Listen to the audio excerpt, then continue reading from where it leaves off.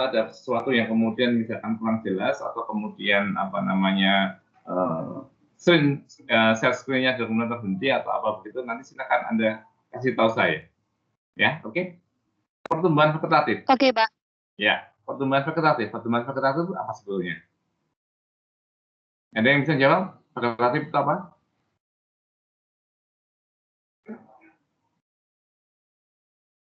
Di dalam kehidupan daripada tumbuhan, itu kan kemudian secara default-nya itu adalah apa namanya, ada dua fase.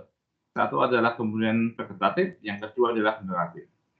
Jadi vegetatif adalah kemudian yang kita bicarakan kemarin adalah kemudian mulai dari tanaman tadi kemudian atau tumbuhan tadi adalah kemudian bijinya berkecambah, baik kemudian ada hipogeal maupun kembali epigeal, secara seperti itu kemudian sampai membentuk bagian-bagian daripada tubuhnya dia. Itu adalah vegetatif. Yang diakhiri atau penanda akhirnya adalah kemudian nanti terjadi perubahan dari tubuh vegetatifnya kemudian mengalami satu perubahan ya menuju apa yang kita sebut sebagai kemudian organ-organ reproduktif. Kalau kemudian pada tanaman antofita adalah kemudian munculnya inisiasi daripada kemudian bunga di situ, itu adalah kemudian akhir daripada kemudian pertumbuhan vegetatif. Jadi kemudian range-nya adalah kemudian ini. Jadi range-nya adalah kemudian yang disebut sebagai fase vegetatif adalah kemudian pertumbuhan dan perkembangan bagian vegetatif tanaman, baik mulai kemudian bagian akar, batang maupun daunnya. Yang nanti diakhiri dengan tadi saya bilang adalah kemudian dengan munculnya bagian-bagian generatif, yaitu adalah kemudian inisiasinya adalah kemudian menjadi bunga, buah, dan biji. Tapi biasanya mulainya adalah di sini, adalah bunga. Bagaimana kalau kemudian dia sudah terjadi pembentukan bunga, jadi kemudian itulah awal fase generatif daripada tumbuhan. Cara membedakannya adalah kemudian masing-masing tumbuhan adalah ini. Masing-masing tumbuhan kan pasti punya umur tentang hidupnya dia. Apakah kemudian dia termasuk annual, biennial, atau kemudian perennial. Yang annual adalah kemudian 2 siklus tadi diselesaikan dia selama kurang lebih 1 tahun atau kurang. Nah, yang biennial adalah kemudian 2 siklus tadi diselesaikan kemudian tumbuhan dalam tempo adalah kemudian 2 tahun atau kurang waktunya. Tapi lebih daripada kemudian 1 tahun. Itu adalah biennial. Kalau kemudian yang perennial adalah kemudian dia tanamannya atau kemudian tumbuhan tadi adalah kemudian siklus hidupnya panjang dan kemudian 2 siklus tadi adalah kemudian berulang dalam suatu tempo atau kemudian suatu waktu gitu. Bisa kemudian biasanya sih dalam waktu 1 tahun akan berulang 2 siklus tadi. Siklus yang kemudian vegetatif, kemudian diakhiri dengan generatif, kemudian itu kemudian vegetatif lagi, atau generatif lagi. Diulang terus-menerus sepanjang musim atau kemudian sepanjang tahun seperti itu. Itu adalah kemudian tanaman yang kita sebut sebagai perennial. Itu yang membedakan. Batasnya adalah kemudian tadi vegetatif adalah kemudian dari mulai bijinya sampai kemudian mulai muncul bunga, itu adalah vegetatif. Generatif adalah kemudian muncul bunga sampai kemudian didapatkan namanya adalah kemudian biji. Itu adalah kemudian generasi yang kemudian fase daripada tumbuhan. Kemudian detail fasenya adalah kemudian kita dapatkan seperti ini. Fase embrionik, yaitu adalah kemudian dimulai dari biji tadi. Detailnya adalah fase. Jadi ini adalah kemudian ini sampai kemudian di sini disebut adalah sampai sini, ini sini dan sini ke sini adalah kemudian fase yang vegetatif tadi. Yang ke sini sampai kemudian ke sini adalah kemudian fasenya adalah kemudian generatif tadi. Dimulainya adalah di sini vegetatif. Kalau vegetatif mulai dari sini, dari fase embrionik.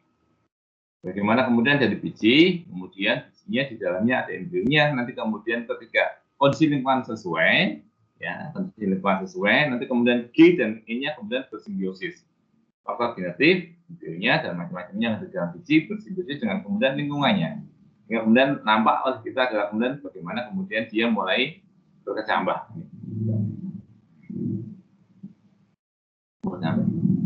Maaf, vegetatifnya adalah kemudian dari sini, dari biji ini, bukan dari sini, dari biji ini, vegetatif ini dari sini. biji, kemudian ketika dia kemudian tadi bersimbiosis adalah kemudian faktor dalamnya, genetiknya, yaitu adalah kemudian perbedaan daripada embrionya dengan lingkungannya sudah cocok atau kemudian sudah sesuai, dan kemudian diawali dengan kemudian pertambahan punya akar sampai kemudian tumbuh menjadi taman yang baru tadi. Ada bagian akarnya, bagian batangnya, dan bagian daunnya. Ini adalah kemudian generasi vegetatifnya tadi. Ada fase embrioniknya, kemudian masa muda atau juvenilnya dia, ini kan muda juvenilnya dia, kemudian maturasi masa dewasa, bagaimana kemudian diakhiri dengan kemudian awal pembentukan daripada bunga, ya. Ini adalah kemudian maturnya dia. Kemudian fase penuaan, yaitu adalah kemudian nanti fase kematian, yang bakal seperti itu. Dan di sini sampai sini adalah kemudian fase penuaan. Kalau sudah seperti ini nanti kemudian berakhir.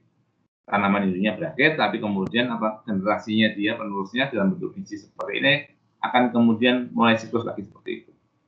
Nah, ini adalah kemudian fase-fase detailnya di dalam suatu tumbuhan melewati dua fase tadi. Mulai generasi yang kemudian vegetatif dan kemudian generasi yang vegetatif ini dari kemudian generatif. Nah itu ya. Coba kita lihat, aduh maaf ini nggak kelihatan gambarnya karena hitam. Nah, misalkan pada jagung, ya pada jagung adalah kemudian, coba saya gambarnya kok jadi hitam ya. Oke, sebenarnya putih. Oke, kita serahkan bagaimana kemudian pada jagung misalkan seperti itu. Jagung itu adalah kemudian dia ada dua fase juga, ada fase vegetatif dan kemudian generatif. Fase vegetatifnya dia adalah kemudian mulai daripada jagung tadi berkecambah, bijinya tadi berkecambah, sampai kemudian dia membentuk bagian-bagian vegetatifnya dia dari kemudian akar, batang dan daunnya, komplit seperti ini.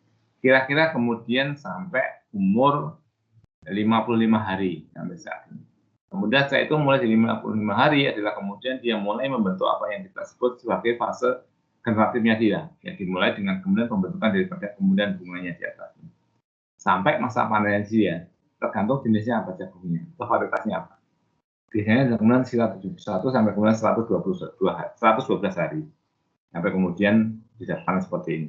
Kalau sudah sampai mentok seperti ini, ya nanti kemudian apa dua fase tadi kan sudah dilewati. Ya kemudian otomatis kemudian dia akan kemudian mati. Nanti yang meneruskan generasi ini adalah kemudian biji yang ada di sini, hasil pembuahannya tadi, fertilisasi tadi, menjadi tanaman baru. Kenapa? Dia sifatnya adalah kemudian annual. Artinya kemudian dalam 1 tahun kira-kira seperti itu, dia menyelesaikan 2 siklus tadi. 1 tahun atau kurang annual itu. Oke, ini adalah contoh daripada kemudian tanaman jagung, bagaimana kemudian dia menyelesaikan 2 siklus, yaitu adalah kemudian vegetatif maupun vegetatif dalam waktu siklusnya dia kira-kira kemudian kurang lebih dalam waktu kurang dari 1 tahun seperti ini. Jadi pertumbuhan vegetatif adalah kemudian mulai dari embrio di dalam biji begitu sampai tumbuhan dewasa. Ya. Sebelum kemudian dia menghasilkan bunga itu adalah kemudian fase vegetatif.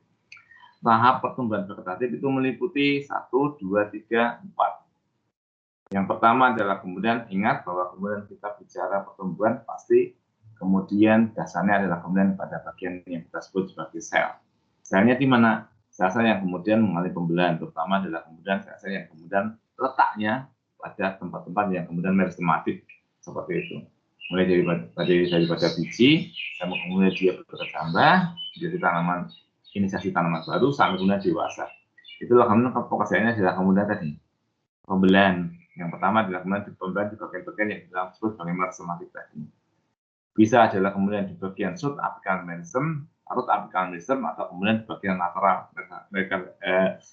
meristem yang ada di bagian tengah, atau pada taman rumput-rumputan atau kemudian seperti jagung, padi, kemudian bambu dan macam-macam, ada namanya kemudian intercalar meristem, yaitu adalah kemudian yang diselimuti atau terdapat di bagian ruas daripada kemudian batangnya di sini.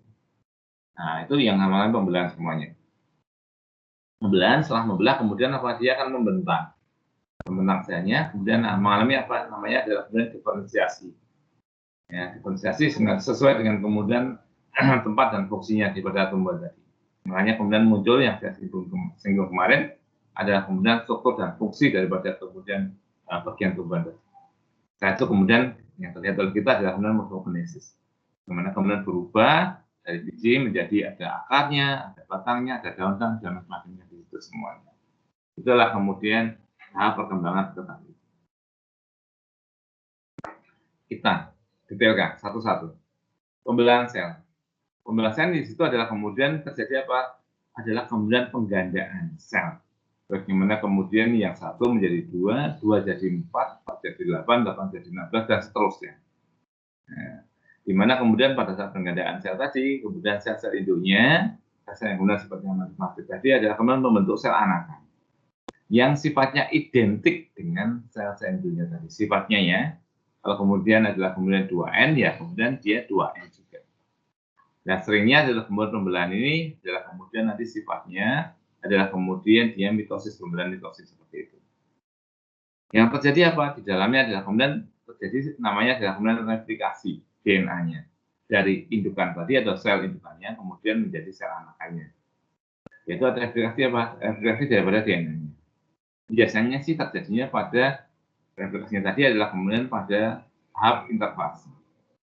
Di mana tadi kemudian terjadi perubahan atau kemudian pembelahan tadi, ya, adalah kemudian ada karyokinesis dan sitokinesis. Pembelahan daripada intinya maupun kemudian pembelahan daripada selnya tadi. Yang satu jadi dua, dua jadi empat, empat jadi 8 tadi. Polanya mengikuti apa yang kita sebut sebagai kemudian siklus sel. Kira-kira seperti ini. Nah, siklus sel.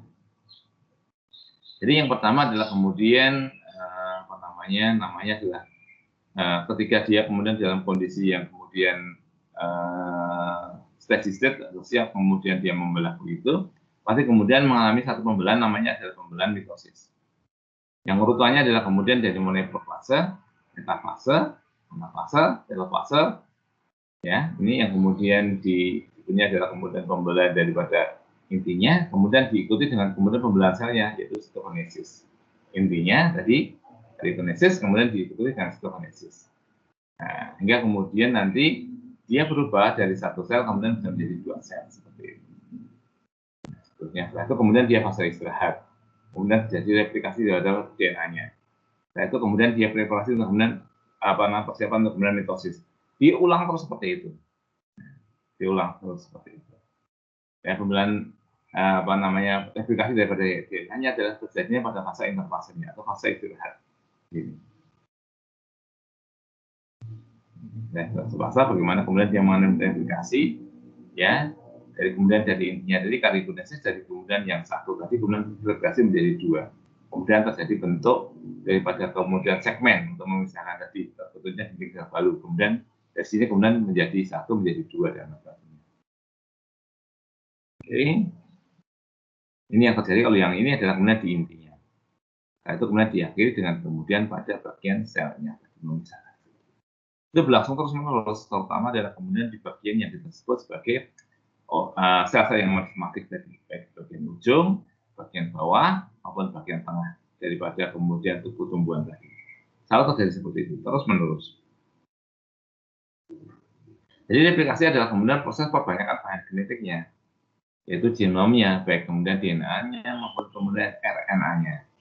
Replikasi tadi akan diikuti dengan pembentukan sel anakan. Jadi pembelahan sel tadi, sitokinesis tadi, yang membawa isinya di dalamnya ada kemudian duplikat bahan genetik hasil replikasi tadi, baik DNA-nya maupun kemudian RNA-nya tadi. Nah, komposisi bahan genetik tadi, sel anakan tadi adalah kemudian dia identik dengan kemudian komposisi genetik daripada kemudian induknya. Ini yang disebut sebagai sifat totipotensi daripada sel tadi. Jadi kemudian tergantung kemudian pada tempatnya tadi, sel itu adalah kemudian punya sifat itu. Bagaimana kemudian dia sifatnya adalah kemudian mampu membelah menjadi apa saja. Apa saja dalam hal ini apa? Adalah kemudian apa saja penyusun daripada suatu jaringan atau organ. Tapi intinya bahwa kemudian dia punya sifat itu tadi. Ketika dia kemudian dia membelah. Yang kemudian genetiknya di dalamnya ada yang kemudian sama yang dihasilkan atau kemudian diberikan oleh kemudian sel asesornya atau kemudian sel ketuanya seperti itu. Itu adalah kemudian sifat totipotensi.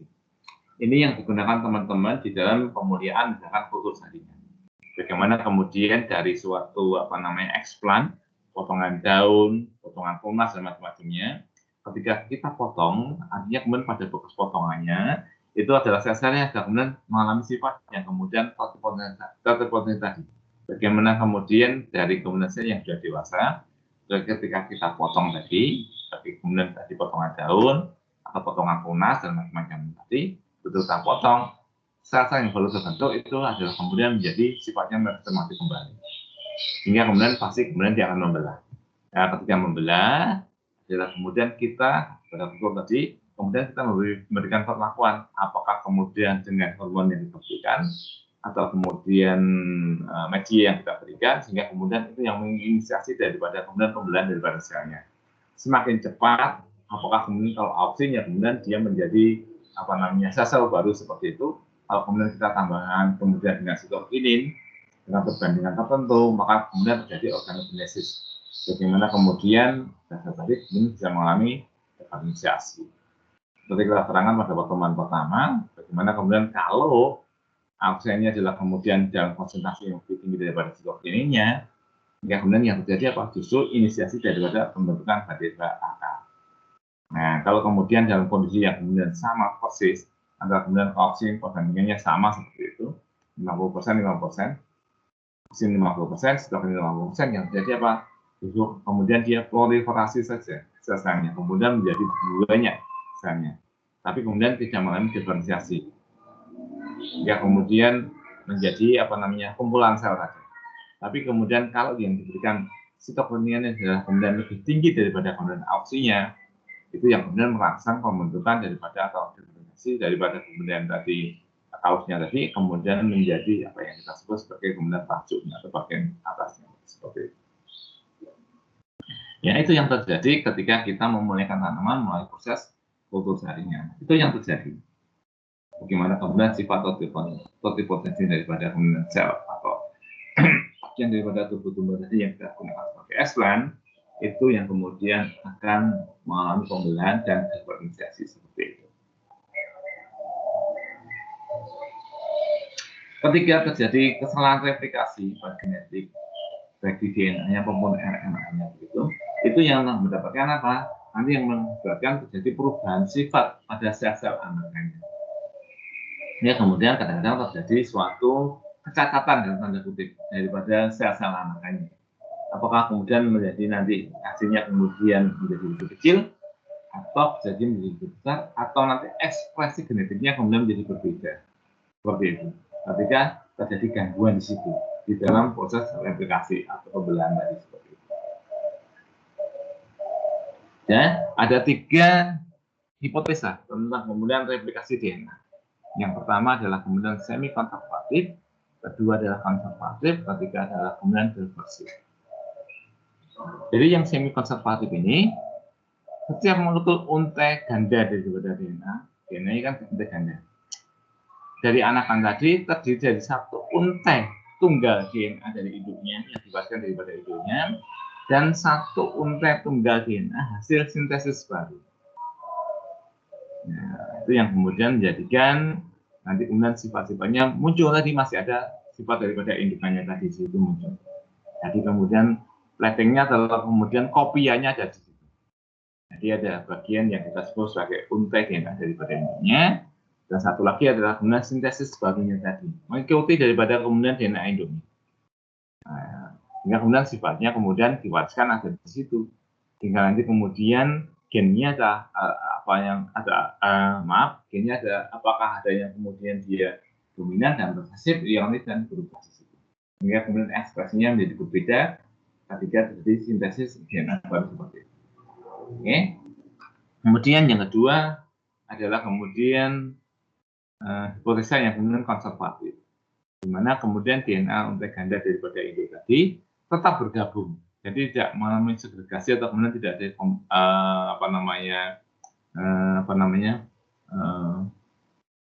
tetap ada di situ. Ya. Kemudian kedua untaian ganda anakan tadi terjadi adalah kemudian molekul hasil sintesis baru. Jadi tetap bergabung, tapi kemudian ada untai baru atau kemudian DNA baru yang kemudian merupakan hasil sintesis dari kopiannya daripada indukannya tadi. Kemudian yang ketiga adalah kemudian dispersif. Itu di mana molekul DNA induk mengalami fragmentasi sehingga DNA anakan terdiri daripada campuran. Jadi kemudian fragmented jadi DNA-nya daripada kemudian indukannya tadi.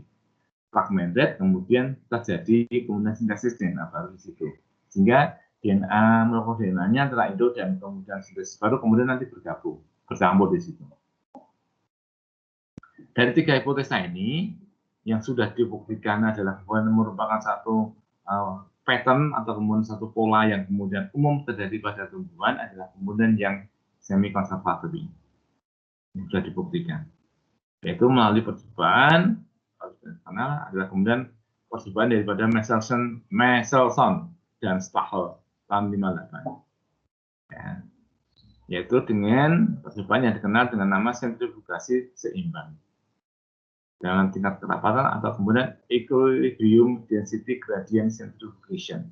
Itu yang membuktikan bahwa kemudian ketika jadi pewarisan daripada kemudian DNA sifat genetik daripada induknya begitu ke anakannya atau sel anakannya melalui proses yang kemudian sifatnya semi konservatif, yaitu setiap molekul untai DNA setiap untai ganda DNA anakan adalah terdiri di atas kemudian satu untai tunggal DNA induknya dan satu untai tunggal DNA hasil sintesis baru.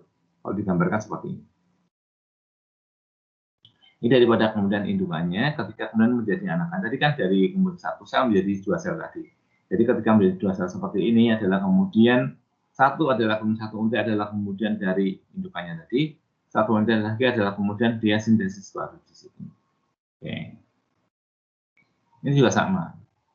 Masih ada indukannya, kemudian ada lagi nanti sintesis yang baru seperti itu. Ketika kemudian dia membelah lagi dari satu menjadi dua juga menjadi empat tadi, ya ini yang terjadi. Ada satu untai yang kemudian dari indukannya tadi, satu untai adalah kemudian sintesis baru. Satu adalah kemudian dari indukannya tadi, kemudian satu lagi adalah sintesis baru. Terus menerus seperti itu yang terjadi. Jadi sifatnya dari kemudian indukannya pasti masih ada di sini. Hingga nanti kemudian ketika dia terekspresi, apakah kemudian nanti kemudian dominan dan tergantung daripada kemudian gennya apa kemudian gen yang dominan.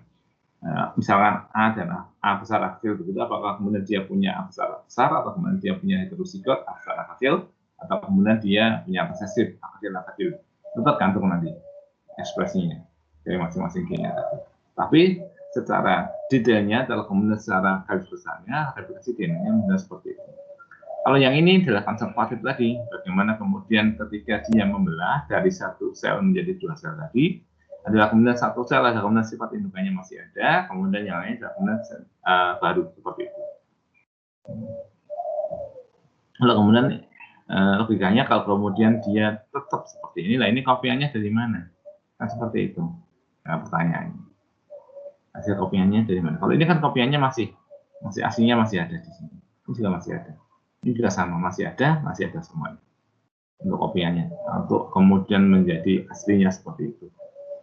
Nah, ini yang kemudian satu yang konservatif model ini, bagaimana kemudian nanti membelah lagi sama seperti itu kondisinya. Jadi ada yang tetap yang lama, kemudian nanti ada kemudian yang non-nucleotida atau nucleotida yang baru terbentuk seperti itu. Nih, kemudian yang diversif adalah kemudian untai DNA-nya ini adalah kemudian ketika dia membelah menjadi sel anakan begitu adalah kemudian apa? Mengalami fragmentasi daripada DNA itu. Kemudian setelah itu kemudian ada pembentukan daripada fragmen-fragmen baru situ yang kemudian bergabung. Jadi campur gitu. Campur seperti ini. Dari yang kemudian pembelahan pertama, pembelahan kedua tadi menjadi 4 sel tadi, semuanya seperti ini kondisinya. Tapi yang baru bisa dibuktikan, memang kemudian itu terjadi adalah kemudian yang semi konservatif model ini.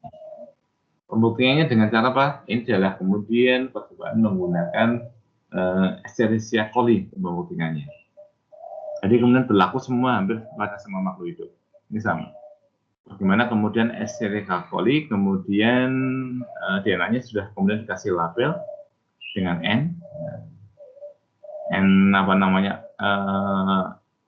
N yang kemudian radioaktif begitu. Kemudian setelah itu kemudian N yang radioaktif daripada tadi, kemudian dia dikembangbiakan di dalam medium yang kemudian sama dikasih kemudian dengan N yang radioaktif tadi, supaya nanti kelihatan nanti kemudian larinya kemana N-nya tadi seperti itu. Yang ini adalah N yang ini adalah 15, yang ini adalah kemudian mediumnya dikasih N-nya adalah kemudian N14 radioaktif. Kemudian dibiarkan di situ selnya daripada kemudian SG Pauli tadi, ya kemudian supaya kemudian dia bisa membelah pembelahan pertama, pembelahan kedua, kemudian pembelahan ketiga. Jadi setelah pembelahan pertama ternyata kemudian apa? Kemudian nanti ternyata DNA-nya diekstraksi dan kemudian diketahui bahwa kemudian N-nya, kandungan rantainya N-nya di situ pada DNA-nya ternyata mengandung N15 sama kemudian N14 radioaktif tadi. Berarti apa? Berarti terjadi pemisahan. Daripada kemudian ini kan N15 tadi, kemudian dicampur dengan kemudian medium dikasih N14 tadi, ternyata kemudian dia campur. Oke, kemudian itu pembelahan pertama. Berarti terjadi penguraian ya pasti. Terjadi kemudian pembukaan daripada DNA-nya. Kemudian setelah itu kemudian pada generasi yang kedua berarti kan kemudian dari yang pertama tadi kembang, terus kemudian yang kedua adalah kemudian dari 1 menjadi 2 tadi. Ternyata kemudian apa? Ternyata ketika DNA-nya diekstraksi diketahui begitu, ternyata N-nya mengandung ada yang 14, ada yang 15 campuran.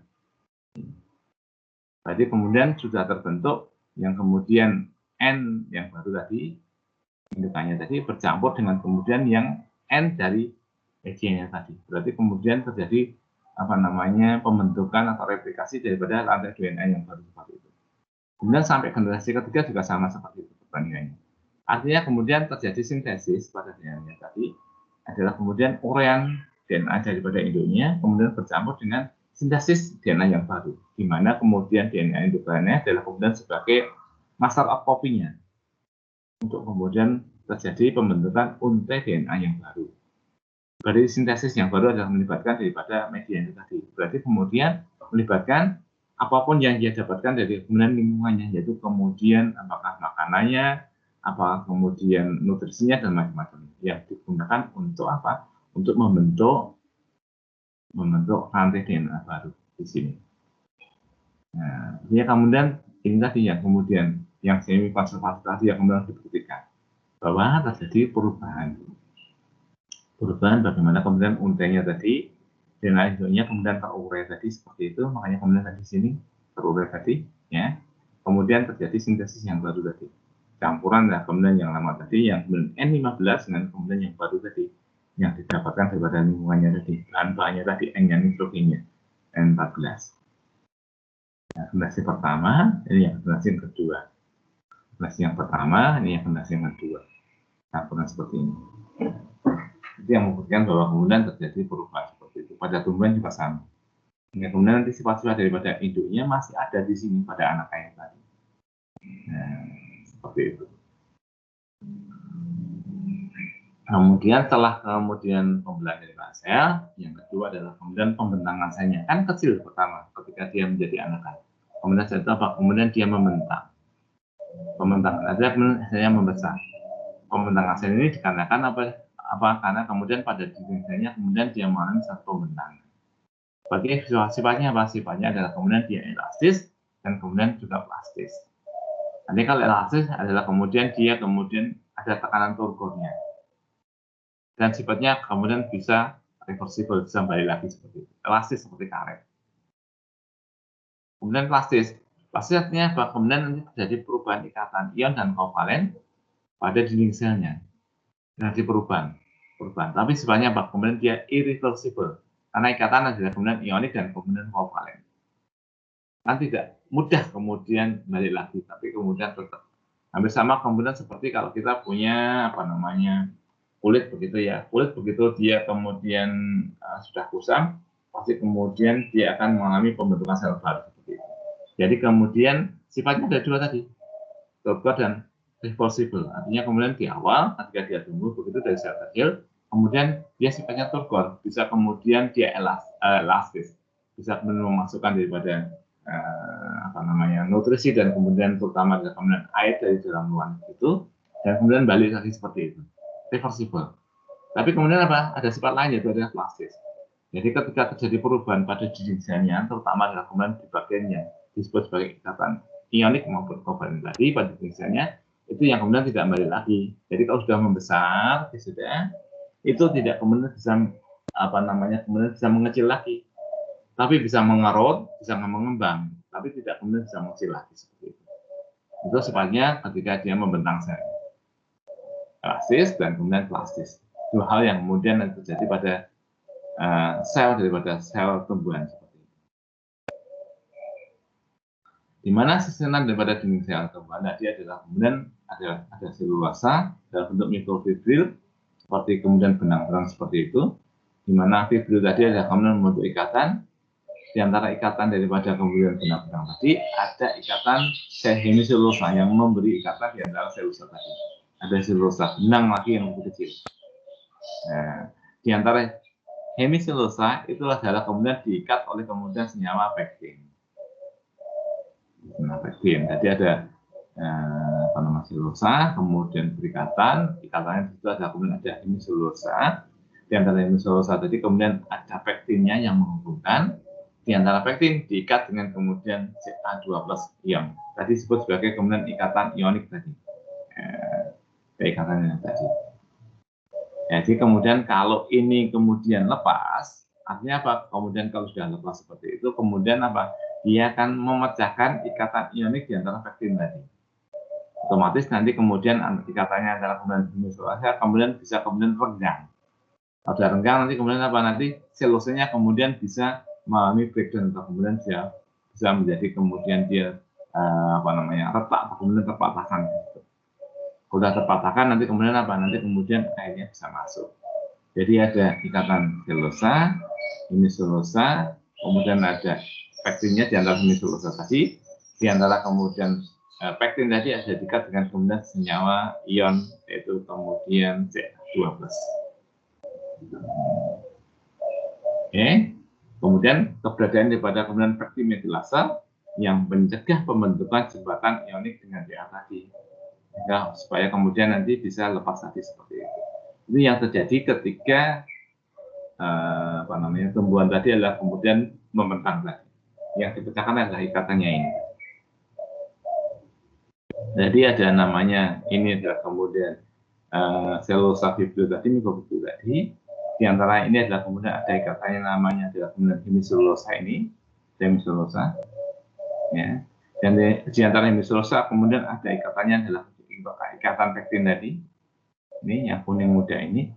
Antara ikatan pektin tadi ada namanya kemudian ion Ca, ion Ca tadi. Oke, ion Ca ini yang kemudian nanti apa? Kemudian nanti dilepaskan ketika si sel tadi adalah kemudian membentang seperti itu. Ketika kemudian diikatkan, kemudian ini dengan ikatan antara kemudian benang-benang mikrofibrilnya atau selulosanya kemudian menjadi renggang, butuh renggang, air bisa masuk. Dan ketika dia masuk, akhirnya apa? Nanti terjadi perubahan turbonya tadi. Sifat elastisnya muncul, bagaimana kemudian dia bisa membentang, menjadi besar selnya tadi seperti itu. Nah, di sini katanya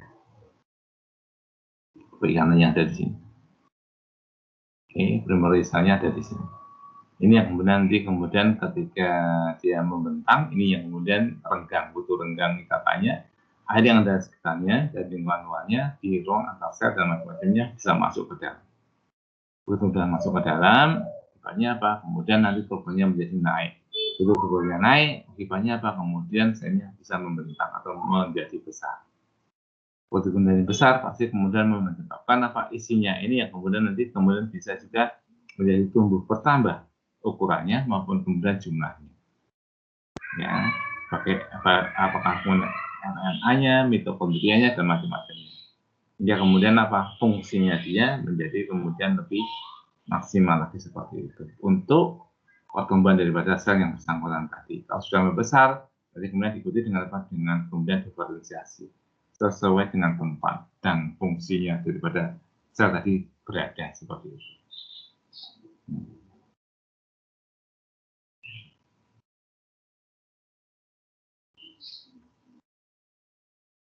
Nah, ini yang terjadi di pembelahan tadi.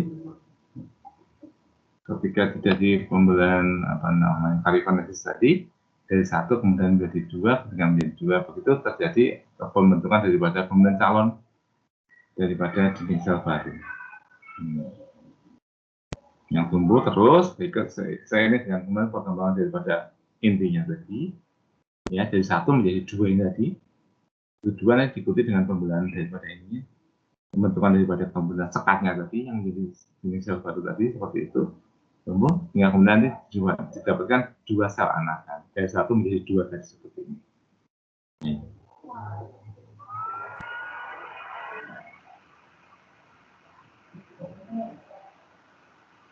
Setelah kemudian dia menjadi 2, kemudian yang terjadi apa ini? Ini kemudian nanti sel-sel selulosanya kemudian tumbuh seperti ini, menjadi meliputi semuanya. Ya ketika kemudian dia tadi tumbuh, selain kemudian terjadi perubahan ini tadi, adalah kemudian tadi ada proses ketika dia mau membelah atau kemudian dia membentang tadi, diikuti dengan kemudian apa? Pelisisan atau kemudian perubahan struktur pada selusanya tadi. Antara kemudian selusanya ada mesolusa, di antara itu adalah kemudian ada pektinnya, antara pektin dan kemudian ada CA-nya tadi. Jadi ketika dia membentang, kemudian apa? Ini adalah kemudian CA-nya kemudian kemudian diputuskan katanya yang tadi, kemudian supaya kemudian ini jadi lemas seperti itu, atau jadi breakdown di sini, air bisa masuk dan membentang seperti ini.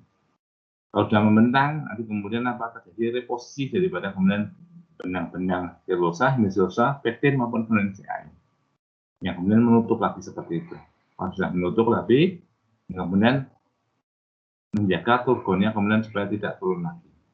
Akibatnya dia akan membesar dari kecil, ini menjadi membesar bersama.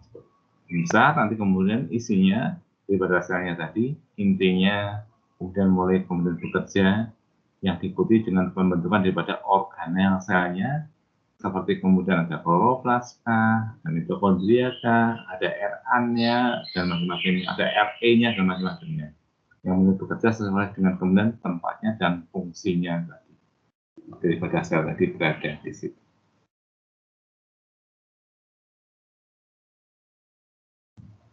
Salah satu yang kemudian berpengaruh pada pembentangan sel, kembali lagi saya ceritakan, yaitu adalah keberadaan daripada auksin.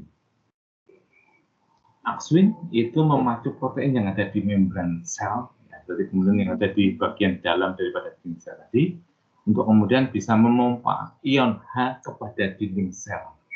Ya. Adanya H, kemudian apa? Kemudian menyebabkan pH-nya kemudian menurun.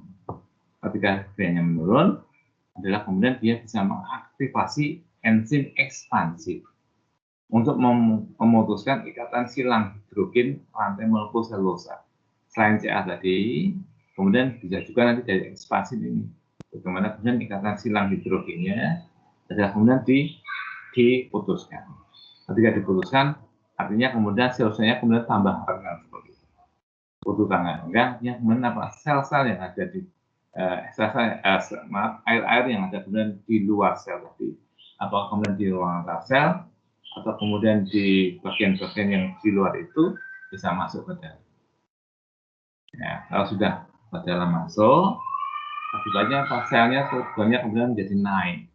Ketika naik, kemudian dia akan menggembung, membesar, membentang.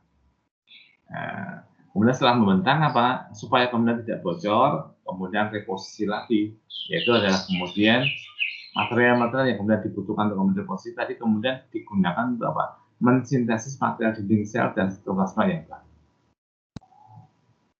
Dapatnya dari mana? Ingat, di awal saya sudah ceritakan bagaimana pembentukan daripada fitohormon menggunakan material yang dia punya sendiri, yaitu melalui proses yang kita sebut sebagai kemudian apa?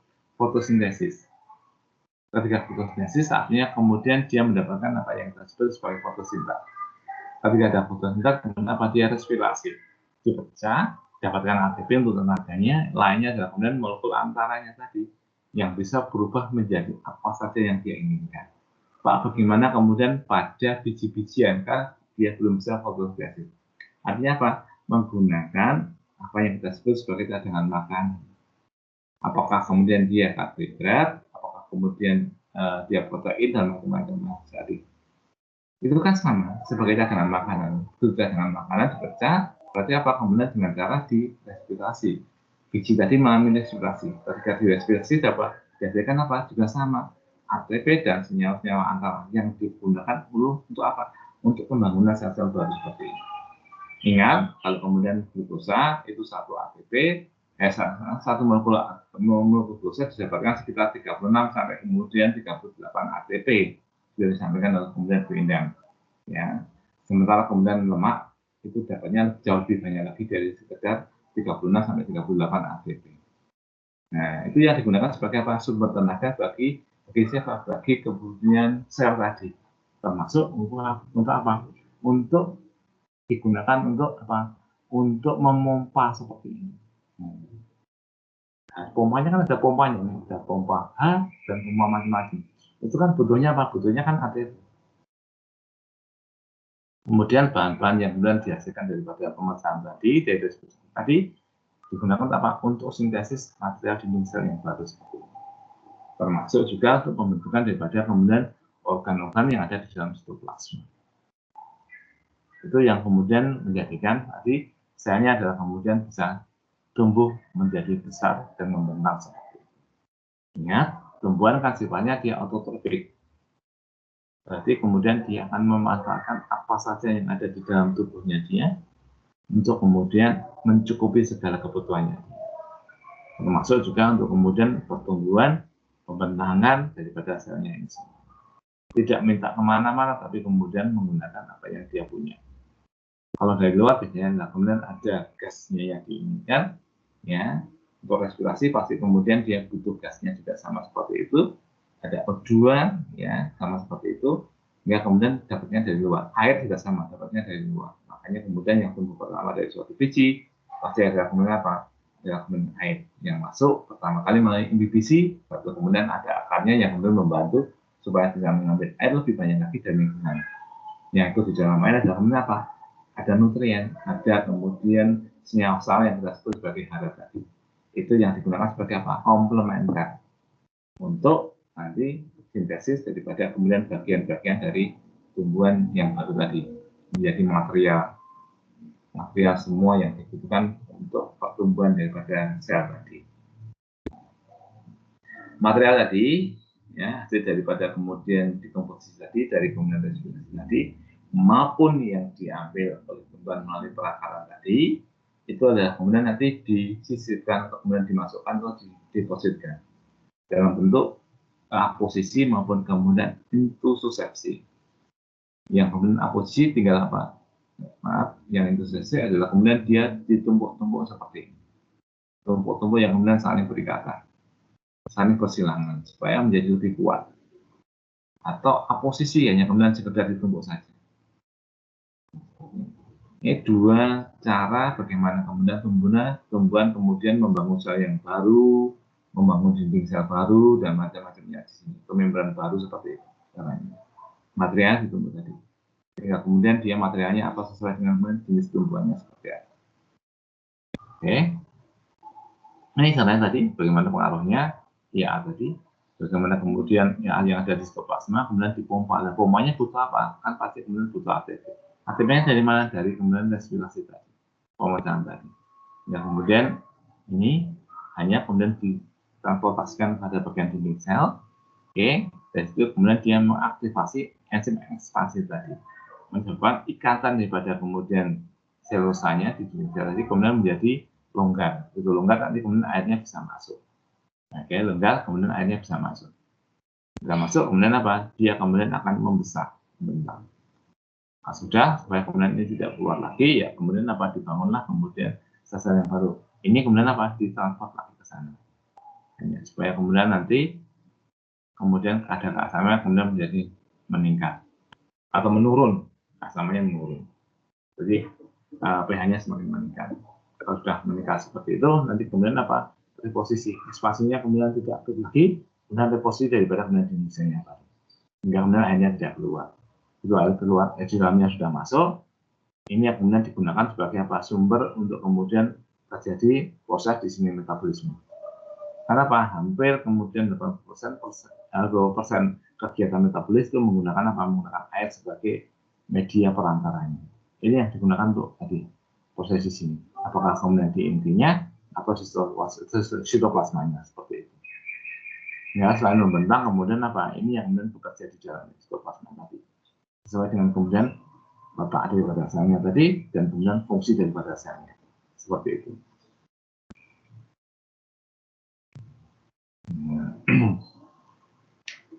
Sampai sini jelas dulu, Mas, Mbak. Iya, Pak. Ada yang mau ditanyakan, silakan, enggak apa-apa. Monggo. Saya izin bertanya, Pak. Ya, silakan. Saya Desi.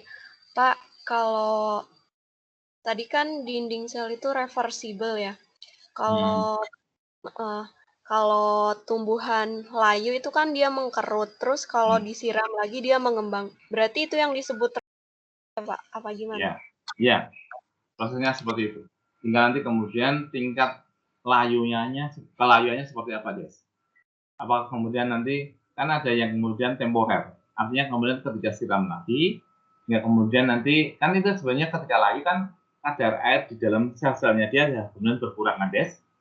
Artinya kemudian rendah. Ketika rendah kemudian dia mengkerut. Begitu mengkerut apa? Yang terjadi kemudian selnya kan tidak tegang. Ketika selnya tidak tegang, yang terlihat oleh kita kemudian apa? Nanti kemudian tumbuhnya menjadi layu. Ketika layu kemudian kita siram lagi. Ketika siram lagi berarti kemudian apa? Nanti kemudian sel-selnya airnya bisa masuk lagi ke dalam sel tadi. Ya, kemudian nanti bisa membentang lagi. Tinggal nanti kemudian tingkat pelayanannya seperti apa. Apakah kemudian dia temporer atau kemudian sudah permanen.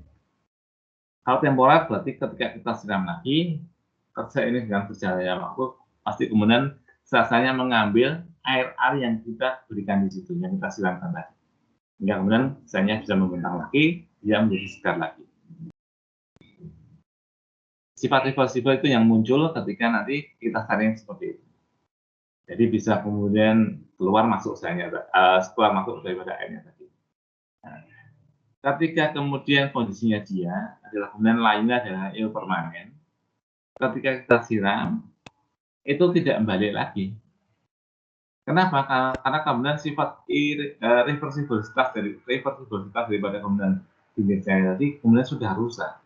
Karena apa? Karena kemudian sudah terlalu lama ketika dia kehilangan air tadi. Akibatnya kemudian istilahnya sudah terjadi kerusakan pada dinding selnya. Jadi kemudian ketika kita berikan airnya ada, tapi kemudian sifatnya tadi tidak muncul lagi. Tidak mampu lagi si intinya memberi perintah supaya kemudian terjadi perubahan-perubahan yang saya ceritakan tadi dari awal tadi. Bagaimana kemudian terjadi supaya kemudian airnya bisa masuk dengan cara seperti apa. Karena kemudian kondisinya sudah permanen, kerusakannya. Kerusakan daripada kemudian sitoplasma maupun dinding selnya tadi. Jadi mau diberikan air berapapun banyaknya yang tidak akan kemudian balik lagi karena apa? Lainnya sudah layu permanen. Nah, jadi sifat reversibilitas daripada kemudian dinding sel tadi sudah rusak ketika lainnya permanen. Tapi kalau kemudian lainnya yang kemudian masih temporer, masih kita lihat bagaimana kemudian kembali memberikan respon ketika kita siram. Itu adalah kemudian contoh daripada reversibilitas daripada kemudian dinding sel tadi, guys. Ya, baik, Pak. Terima kasih. Ya, yang lainnya ada pertanyaan? Tidak? Nah, gitu. Oh ya, boleh. Saya kurang paham bedanya interfusepsi sama aposisi, Pak. Oh, boleh ya, boleh. Ini kan? Iya, ini hanya penggambaran sederhana saja, Mbak, sebetulnya. Ketika bahan-bahan yang kemudian dibutuhkan untuk kemudian membentuk dinding sel baru atau kemudian membentuk apapun yang kemudian dibutuhkan ketika sel baru muncul, sel baru terbentuk begitu, kan dia pasti membutuhkan material. Materialnya sendiri kemudian diperoleh dari kemudian satu adalah kemudian dekomposisi. Kalau dia adalah kemudian dia punya cadangan makanan, dekomposisi daripada cadangan makanan tadi yang saya ceritakan, apakah kemudian karbohidrat Apakah kemudian lemak, protein, dan macam-macamnya tadi. Atau dia dibantu dengan material lain yang kemudian masuk ke dalam tubuh daripada tumbuhan tadi melalui proses pengambilan air dari luar tadi. Nah, ketika material tadi sudah dibutuhkan semuanya, itu adalah kemudian nanti dimasukkan di dalam tempat-tempat yang dibutuhkan tadi. Misalkan pada pembentukan sel yang baru seperti itu. Nah, caranya numpuk atau cara memasukkannya daripada bahan-bahan tadi, material tadi adalah kemudian dua cara. Satu adalah kemudian intersusepsi, dan satu lagi adalah kemudian aposisi. Aposisi adalah kemudian hanya ditumpuk sesuai dengan kebutuhannya dia. Misalkan kemudian lapisannya butuhnya apa dulu di awalnya. Misalkan yang satu, misalkan butuhnya adalah kemudian karbohidrat. Ya kemudian karbohidratnya ditumpuk di sini. Kemudian butuh lagi apa? Misalkan ya ada lagi protein yang kemudian ditumpuk di atasnya lagi. Terus kemudian yang ketiga, misalkan butuhnya adalah kemudian lemak, ditumpuk di situ. Oke, sudah. Jadi hanya sekedar ditumpuk situ. Oke. Ya. Terus kemudian ada lagi yang kemudian intersusepsi. Artinya kemudian apa? Yang intersusepsi adalah kemudian ini urutannya tadi. Satu, ya, kemudian ada dua, kemudian ada tiga, ada empat, ada lima, dan macam-macamnya tadi. Oke. Urutan seperti itu. Tapi kalau yang intersusepsi hanya kemudian maaf ya, pengertian sedikit terbalik. Yang kemudian intersusepsi hanya kemudian ditumpuk saja, ditumpuk saja tanpa urutan tadi, tanpa urutan, hanya kemudian ditumpuk saja sesuai dengan adanya apa ditumpuk. Mau urutan seperti apa ya, yang penting ditumpuk saja. Kalau yang oposisi adalah kemudian sesuai dengan urutannya, Misalkan yang kemudian urutan pertama, misalkan tadi saya katakan ada karbohidrat, oke, karbohidrat. Oke, terus kemudian lagi nanti ada protein, ada protein. Nah, itu diurutkan sesuai dengan kebutuhannya dia. Kalau yang ini hanya kemudian sekedar kemudian ditumpuk saja, yang intersusepsi. Tidak memperhatikan urutan. Yang ditumpuk adanya apa, tumpuk situ. Ada apa, tumpuk situ semuanya. Nah, terus kemudian yang aposisi tadi adalah kemudian sesuai dengan urutannya tadi. Ada yang satu, ada yang dua, tiga, dan macam-macamnya. Sesuai dengan kebutuhannya tadi. Jadi ada dua tipe bagaimana kemudian tumbuhan itu membentuk bagian-bagian daripada terutama adalah kemudian terutama di bagian dinding selnya ketika kemudian berubah, misalkan dia mau membentang atau kemudian dia mau membesar seperti itu. Setelah proses ini tadi, setelah proses masuknya ini saja. Masuknya daripada air bagaimana? Karena ada perubahan bentuk tadi, perubahan ukuran tadi. Ya, supaya kemudian menutup, supaya kemudian tidak ada kegagalan tadi dengan cara seperti itu. Ya, ada yang intersusepsi hanya ditumpuk saja, atau kemudian posisi dengan cara tadi diurutkan sesuai dengan kebutuhannya atau adanya dia apa di situ, diurutkan situ. Nah, gimana? Iya Pak, paham Pak. Ya. Terima kasih. Nah, itu sama seperti kalau kemudian kita misalkan ya bangun suatu bendungan atau apa namanya bangunan begitu. Kadang-kadang ada yang kemudian ya adanya itu ya sudah dipasang saja seperti itu sesuai dengan yang ada apa. Tapi kalau kemudian yang memang kemudian oposisi ada yang dia butuhkan kemudian sesuai dengan kebutuhannya nanti kemudian apa namanya numpuknya atau kemudian nyusunnya seperti itu. Misalkan dindingnya misalkan oh ada semen, ada pasir, ada batu bata. Yang kemudian dicampur dulu, yang pertama adalah kemudian campuran semen dengan pasir, kemudian setelah itu dikasih batu bata, kemudian nanti direkatkan satu dengan yang lainnya. Oke. Atau kemudian adanya kemudian cuma semen, pasir dan macam-macamnya jumlahnya terbatas. Ya caranya bagaimana? Gimana ya? Yang penting sudah ditumpuk saja seperti itu. Jadi campur yang kemudian sesuai dengan kemudian yang ada di situ. Itu campur saja, ditumpuk saja seperti itu. Apakah kemudian urutannya adalah kemudian ada bisa jadi nanti kemudian semen saja, kalau nggak ada pasirnya, atau kemudian pasir dicampur dengan apa? Supaya kemudian nanti yang penting dindingnya sudah terbentuk dulu, supaya kemudian tidak bocor dulu. Sama seperti kalau kemudian kita nyari ikan dengan cara kemudian kalau zaman kecil saya dulu adalah kemudian dengan cara menguras atau kemudian membendung. Kita membentuk bendungan daripada kemudian di sungai tadi, kan kita memanfaatkan apa yang ada di situ. Apakah lumpur, ada rumput-rumputan dan macam-macamnya. sudah, pokoknya yang penting dibendung dulu supaya kemudian airnya tidak balik lagi. Nah, tapi kemudian kalau kita lihat, kemudian di situ ada semua yang kita butuhkan, ada lumpur, ada macam-macam. Nah, kadang-kadang kita juga mikir, supaya kemudian hasilnya jauh lebih bagus, supaya airnya tidak mudah hilang bagaimana. Yang pertama dilakukan apa? Nah, kemudian dikasihlah dulu pertama, misalkan ada kedepok besar, taruh situ.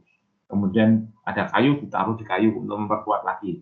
Setelah itu kemudian apalagi ada lumpur di situ, ada jerami dan macam-macam, dipakai semuanya supaya kemudian dia menjadi kuat seperti itu katanya. Itu adalah kemudian contoh daripada aposisi misalkan. Kalau yang hanya sekedar ditaruh saja, itu adalah kemudian contoh daripada introspeksi seperti itu. Ada pertanyaan lain? Silakan. Oke, tidak ada.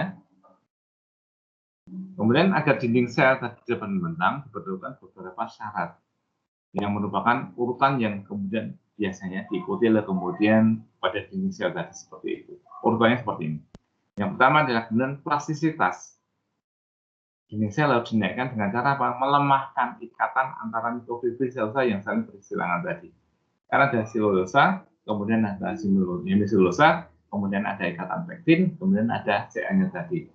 Itu yang kemudian apa? Supaya kemudian lebih plastis tadi. Karena ya caranya kemudian selulosanya kemudian dilemahkan ikatannya supaya kemudian sedikit lebih renggang. Ya, dengan cara apa tadi? Kemudian CA-nya, CA2+-nya tadi kemudian apa? Kemudian dipindahkan atau kemudian dihilangkan dulu. Ketika dihilangkan, hemiselulosa-nya kemudian ikatannya kemudian mulai renggang, akibatnya apa? Mikrofibri selulosanya yang besar tadi kemudian bisa renggang. Supaya renggang, hingga kemudian apa? Nanti kemudian renggang, artinya kemudian terjadi kenaikan tekanan osmotik daripada cairan sel atau sitoplasma. Kalau sudah seperti itu, tekanan osmotiknya kemudian naik, akibatnya butuh air. Nah, supaya kemudian bisa merendahkan itu. Karena apa? Yang ada di dalam kemudian sifat daripada osmotiknya adalah kemudian naik. Pengen atau kemudian dia bisa menghisap air tadi. Akibatnya apa? Kemudian nanti terjadi daya hisap air pada isi sel tadi. Akibatnya kan air bisa masuk. Karena apa? Dindingnya sudah kemudian mulai mengembang. Nah, sudah mengembang, kemudian apa? Kemudian airnya bisa melewati situ semuanya. Sesuai dengan kemudian tekanan osmotiknya tadi, di dalam cairan sel tadi. Supaya menjadi seimbang. Kalau sudah masuk, ya sudah. Akibatnya apa nanti yang terlihat oleh kita, selnya kemudian menjadi membentang. Nah, sudah membentang supaya kemudian airnya tidak keluar lagi seperti itu. Nah, makanya kemudian diberi penguat pada dinding selnya tadi. Yaitu ada pada ikatan selulosa yang tadi. Ya bisa jadi kemudian tadi diambil lagi CA tadi berdasarkan dengan bersama dengan air dan nutrisi lagi CA-nya supaya ikatannya kemudian kembali membentuk ikatan dengan pektin, selulosa dan kemudian hemiselulosa dan kemudian selulosa tadi kemudian menjadi naik lagi seperti itu. Atau diberi penambahan-penambahan yang lain yang disebut sebagai kemudian bahan tadi dengan cara yang introsusepsi hanya bisa ditumpuk tadi atau terjadi aposisi tadi hingga terjadi yang disebut sebagai kemudian multinet growth bahwa suka kemudian membentang masuk air juga kemudian terjadi pembentukan daripada dinding sel baru. Itu namanya adalah multinet growth. Hingga kemudian yang terlihat oleh kita tanaman kemudian bertambah ukurannya. Apakah nanti yang kelihatan oleh kita adalah kemudian bertambah tinggi atau bertambah besar. Gara-gara apa? Gara-gara dari pertumbuhan selnya tadi seperti itu.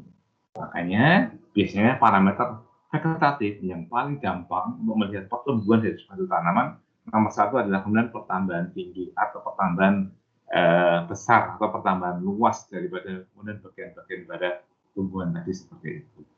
Itu adalah kemudian yang disebut sebagai kemudian hasil daripada pembentangan sel tadi seperti itu. Ya, sudah. Kemudian nomor 3 adalah kemudian diferensiasi. Terjadi diferensiasi di mana semua informasi genetik tadi yang dimiliki daripada sel indukannya tadi kemudian diwariskan kepada siapa? Kepada sel anakannya pada saat pembelahan tadi. Nah, informasi pada jaringan yang tertentu kadang-kadang tidak diperlukan. Tapi kemudian tidak dibuang karena apa? Itu sudah memang bawaan dari lahirnya seperti itu dari pada dasarnya. Kalau nggak diperlukan, kemudian apa? Diinaktivasi, tidak diaktifasi, tapi kemudian diistirahatkan. Pada setiap pembelahan, sel anakan tadi hanya mempertahankan informasi genetik yang diperlukan untuk supaya kemudian diaktifasi.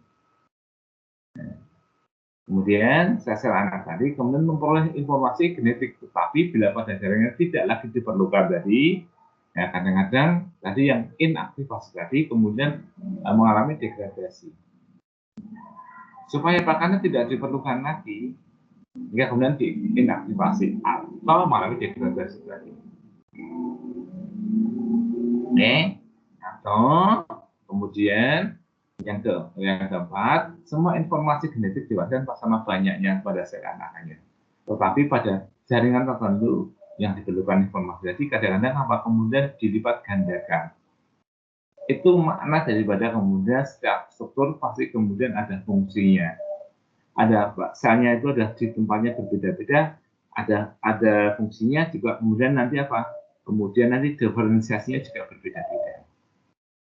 Apakah kemudian yang di bagian pinggir daripada gunung tanaman, misalkan di epidermis, ya, kemudian diberikan apa namanya informasi yang lipat ganda tadi untuk pembentukan apa, misalkan pembentukan daripada pektinnya atau pembentukan daripada gabusnya lebih tinggi daripada bagian yang di tengahnya, atau kemudian yang bagian tengahnya misalkan bagian yang kemudian digunakan untuk kemudian transport macam-macamnya yang kita sebutnya sebagai silem begitu. Bagaimana kemudian justru ligninnya lebih banyak daripada yang bagian tepinya, yang tadi adalah kemudian informasi pembentukan daripada gabusnya lebih banyak daripada yang di tengah tadi seperti itu. Jadi sama-sama adalah kemudian sel-selnya adalah kemudian sel-sel parenkim yang berasal daripada pembelahan di bagian ujungnya tadi. Tapi begitu di batang tadi saya ceritakan adalah kemudian tinggal letaknya tadi. Letaknya bagaimana, kemudian nanti strukturnya bagaimana, ternyata masuk adalah kemudian nanti genetiknya bagaimana, walaupun sama di awalnya tadi ekspresi yang diinginkan sesuai dengan kemudian tempatnya tadi seperti apa. Itu yang kemudian membedakan diferensiasi sel pada satu bagian dengan bagian yang lainnya. Kenapa? Letaknya berbeda, fungsinya berbeda. Misalkan letaknya di daun, sama-sama sel parenkim, tapi kemudian dia diferensiasi. Ada yang kemudian menjadi, kalau dia tanamannya adalah kemudian tanaman-tanaman yang kemudian dikotil. Berarti kemudian apa? Nanti kemudian pembentukannya adalah kemudian menjadi jaringan foliasinya adalah kemudian foliasi yang kemudian parenkumnya bentuknya adalah kemudian seperti tiang. Kadang-kadang bentuknya kita sebutnya sebagai foliasi. Oke, tanamannya dia adalah kemudian dia monokotil. Tidak membentuk foliasi seperti pada tanaman yang dikotil, tapi bentuknya adalah kemudian meningkat. Yang kita sebutnya sebagai seludang berkas pengakur di situ. Bagaimana bentuknya adalah kemudian dia meningkat, tidak bentuknya foliasi. Padahal sama-sama itu asalnya adalah kemudian dari sel parenkim. Cuma letaknya berbeda, tumbuhan jenis-jenis tumbuhannya juga berbeda, kemudian bentuknya berbeda, fungsinya juga bisa jadi berbeda. Itu adalah makna daripada diferensiasi sel tadi, karena berbeda. Satu, kalau dia satu tanaman begitu berbeda tempatnya, juga berbeda kemudian diferensiasinya, berbeda juga nanti fungsinya seperti itu. Karena hanya tadi mempunyai satu perubahan seperti ini. Ya, itu diferensiasi sel. Kemudian selain perbedaan aktivitas daripada gen tadi yang genetik di dalamnya tadi, diferensiasi tadi, ya, perbedaan tadi juga disebabkan apa? Adanya polaritas atau kutub sel atau sifatnya yang berlawanan pada saat pembentukan sel. Perbedaan antara misalkan dua sel anakan disebabkan oleh apa? Polaritas medan kutub. Pengumpulan senyawa tadi, senyawa hasil daripada kemudian respirasi tadi, ya, atau yang diambil dari akar tadi bersama dengan air tadi adalah pengumpulannya berbeda pada kutub yang berbeda. Ya, kemudian polaritas struktural atau polaritas arahnya atau arah plasmanya mengarah dari satu kutub ke kutub yang lainnya. Jadi yang aktif di bagian kutub yang mana seperti itu. Misalkan seperti itu. Kemudian polaritas gradien. Senyawa tertentu pada plasma tidak merata pada kutub-kutub tadi. Jadi ketika kemudian dia senyawanya masuk di situ, nanti dikumpulkan pada satu kutub saja seperti itu. Akibatnya apa? Nanti kemudian pada pembentukan sel anak kan kadang-kadang didapatkan kondisi yang berbeda seperti itu. Jadi diferensiasi. Jadi di dalamnya yang terjadi perubahan. Misalkan dari genetiknya tadi, oke. Yang kedua adalah kemudian dari polaritasnya tadi, dari kutub atau sifat yang berlawanan pada pembentukan sel tadi seperti itu. Sehingga akibatnya apa? Pembelajarannya kemudian menjadi tidak setara. Yang kadang-kadang juga didapatkan adalah kemudian dinomisnya tidak terbentuk di tengah. Hingga kemudian nanti bisa sebelah satu dengan yang lainnya berbeda, walaupun hanya berdekatan seperti itu. Kemudian perbedaannya juga karena apa? Letak daripada sel di dalam jaringan tadi yang ceritakan, bahwa kemudian dia tempatnya di mana, letaknya di mana, fungsinya apa. Tuh, perbedaannya juga di situ juga. Atau faktor endogen daripada kemudian fitohormonnya. Bagaimana kemudian ternyata pada satu sel yang berdekatan pun kadang-kadang terjadi perbedaan karena apa? Itu fitohormonnya masuk itu bisa berpengaruh berbeda karena apa? Kadarnya juga berbeda. Ingat, fitohormon adalah kemudian bahan organik yang jumlahnya sedikit, ya, yang kemudian bisa berpengaruh pada pertumbuhan maupun perkembangan daripada tumbuhan. Yang bisa ditransport dari satu bagian penghasilnya ke bagian lain yang membutuhkan. Jadi sel berdekatan pun kemudian kalau dia kadarnya atau kemudian keberadaan daripada fitohormon berbeda, kadang-kadang menyebabkan satu diferensiasi yang berbeda. Contohnya tadi saya ceritakan bagaimana kemudian pada batang, letaknya kan berdekatan antara kemudian bagian yang kita sebut sebagai kemudian bekas pemburuhnya, ya, dengan kemudian bekas yang kita sebut sebagai kemudian bagian yang kita sebutnya sebagai kemudian bagian epidermisnya. Itu berdekatan semuanya. Tapi kemudian apa responnya berbeda. Karena apa? Kemudian yang bekerja di situ juga bisa berbeda. Sesuai dengan diferensiasinya, sesuai dengan kemudian fungsinya dia untuk apa. Atau nomor 5 adalah kemudian karena menutup pola tertentu. Misalkan disebabkan oleh hambatan dari struktur yang sama pada jarak tertentu. Misalkan tadi, contohnya pembentukan stoma sepanjang jalur atau pada jarak tertentu. Itu yang terjadi, padahal berdekatan. Itu yang menyebabkan nanti kemudian terjadi diferensiasi ini semuanya tadi. Selain kemudian genetik, juga karena 1, 2, 3, 4, 5. Jika nanti masing-masing tumbuhan pasti punya satu morfologi yang berbeda-beda. Misalkan pada satu organ yang sama, misalkan batang, daun, atau pada bagian yang disebutnya sebagai akar. Ingat, sifatnya adalah kemudian fenotip yang terlihat oleh kita adalah kemudian hasil interaksi adalah faktor genetik dengan faktor environment-nya. Selain kemudian genetiknya ini, ya, genetiknya ini aktivitas gennya tadi, ini juga sama. Ini kan genetiknya tidak hanya kemudian aktivitas gen, tapi kemudian ada di sini semuanya. Ada polaritas, ini juga sama genetik. Kemudian pembelahan juga genetiknya ada di situ. Internalnya ada di situ. Kemudian letaknya di jaringan juga sama. Atau endogen juga sama. Atau polaritasnya juga sama di dalamnya. Berinteraksi dengan kemudian faktor yang ada di lingkungannya, yaitu E. Nah, tinggal E-nya tadi bisa mempengaruhi pada ini semuanya atau tidak. Seperti itu. Misalkan dari nutrisinya. Nah, nutrisinya tadi, misalkan berbeda dari polaritas tadi berbeda di situ. Berpengaruh atau tidak E-nya. Semakin memperkuat atau semakin memperlemah. Terus kemudian juga sama. Letaknya jaringan. Nanti kemudian kalau E-nya bagaimana? Berpengaruh atau tidak? Endogennya bagaimana, kemudian faktor E-nya berpengaruh pada sintesis daripada fitohormonnya bagaimana, berpengaruh atau tidak, atau yang lain-lain. Jadi dua-duanya P yang kita sebut sebagai diferensiasi yang kemudian kita bisa lihat itu merupakan hasil faktor G genotip dengan faktor E-nya yang kemudian saling berhubungan. Ya, kita lihat diferensiasi daripada kemudian bagian tumbuhan masing-masing pasti akan menjadikan satu perbedaan kalau dalam satu tumbuhan Apalagi kalau kemudian dia berbeda jenis tumbuhan seperti itu. Oke, itu. Jadi misalkan ini di faktor ekstrinsiknya tadi, faktor luarnya tadi, E-nya tadi, yang berpengaruh pada bagian intrinsiknya tadi seperti itu. Ini kemudian berpengaruh pada kemudian pembelahannya, misalkan diferensiasi pembelahannya, bagaimana kemudian polanya berubah. Nah, ya kemudian akibatnya terjadi perubahan ketika terjadi diferensiasi tadi. Bagaimana kemudian pada mitosisnya berubah, kemudian pada sitokina, pada pembentukan daripada selnya juga berubah. Akibatnya apa? Terjadi perubahan daripada sel anakannya yang satu membesar, satu lagi adalah mengecil seperti ini.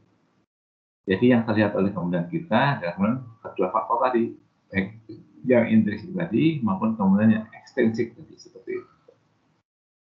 Faktor dalamnya maupun faktor luarnya. Ini adalah kemudian kita gunakan E-nya adalah kemudian satu faktor genetiknya, ini adalah kemudian faktor lingkungannya. Di dalam suatu sel tidak seperti itu, atau di dalam suatu tubuh tumbuhan secara makro. Bagian yang ada di dalam selnya tumbuhan daripada bagian dalamnya tumbuhan tadi, dan faktor lingkungannya yang ada di luar. Atau kalau di sel begini, faktor yang ada di dalam sel, E-nya atau kemudian G-nya tadi, dan E-nya adalah kemudian yang ada di luar sel dan seperti itu. Jadi dua-duanya memang kemudian disinergi atau kemudian antagonis untuk kemudian berpengaruh pada pertumbuhan, diferensiasi daripada kemudian sel maupun kemudian tumbuhan. Sama persis kalau ini seperti itu. Oke, ini udah beres. Nah ini tadi bagaimana kemudian pada pembentukan, misalkan ambil contoh pada pembentukan daripada stomata daun. Kemudian ada faktor internalnya, intrinsic polarity seperti itu. Ya, dari kemudian sel basalnya, mesomoik motor sel seperti ini yang pink ini, ya. Dengan kemudian dia membelah berbeda tempat pembelahnya, ya. Dengan cara yang berbeda seperti itu. Ada yang sifatnya kemudian dia mesomoik, ini yang merah ini mesomoik. Bagian membelahnya berbeda dengan bagian yang kemudian putih seperti itu. Nah, akibatnya apa? Akibatnya kemudian terjadi juga proses bagaimana kemudian nanti kualitasnya berbeda. Akibatnya nanti kemudian hasilnya menciptakan satu bentukan yang kemudian kita lihatnya seperti kemudian stomata juga kemudian dengan hasil yang berbeda-beda seperti itu. Apakah kemudian nanti bisa berseberangan seperti ini? Samping begini, samping kiri, samping kanan, samping atas, samping bawah, dan macam-macamnya. Ini dalam satu organ, berbeda-beda. Karena masing-masing dari bahasa tadi, kemudian dia punya kemerdekaan, punya potensi sendiri-sendiri. Bagaimana kemudian dia bisa menjadi apapun yang dibutuhkan tumbuhan secara berbeda-beda juga. Hingga kemudian terjadi diferensiasi, menggunakan satu keadaan yang kemudian bisa berbeda-beda atau kemudian bisa sama. Kalau bisa sama Pak, Anda bisa lihat nanti pada tanaman yang kelasnya seperti monokotil. Sama semuanya, bagaimana kemudian nanti hasil pembelahan daripada stomatanya sama. Dia akan memanjang sepanjang urutan daripada daunnya. Ikut dalam satu alur. Nah, sejajar dia bentuknya. Tapi kalau yang dikotil, bentuknya tidak teratur seperti ini. Misalkan dikotil. Kalau yang kemudian monokotil teratur, memanjang begitu. Sepanjang aliran daripada kemudian pengangkutan atau kemudian sepanjang daripada kemudian anak tulang daunnya memanjang terus. Oke, itu yang menjadikan nanti kemudian perbedaan antara masing-masing tanaman tadi pada proses diferensiasinya seperti itu.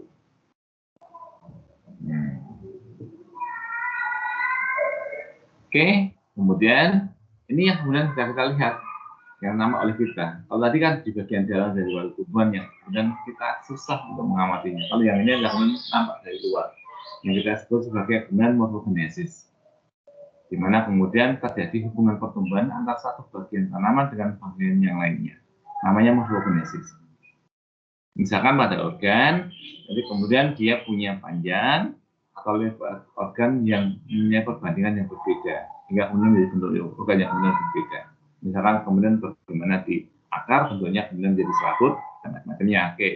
kemudian bagian batangnya adalah kemudian dia bulat, ya seperti itu, kemudian dia membesar seperti itu, kemudian di bagian daun kemudian bentuknya adalah kemudian dia pipih dan kemudian dia melebar seperti itu. Gitu. Namanya adalah kemudian korelasi. Kenapa? Karena nanti berkaitan dengan kemudian tempat dan fungsinya daripada kemudian bagian-bagian dengan sel tadi atau organ bukan sel tadi seperti itu, atau organ-organ daripada tanaman tadi yang disusun atau kemudian sel-sel tadi atau jaringan tadi seperti itu.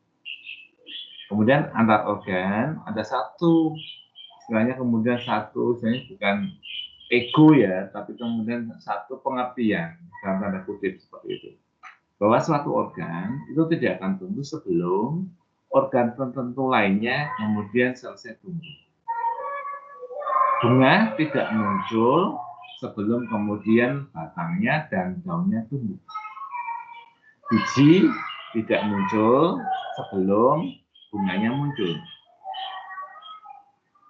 Oke, itu yang disebut sebagai adalah kemudian nanti bahwa kemudian semuanya ada siklusnya, ada urutannya.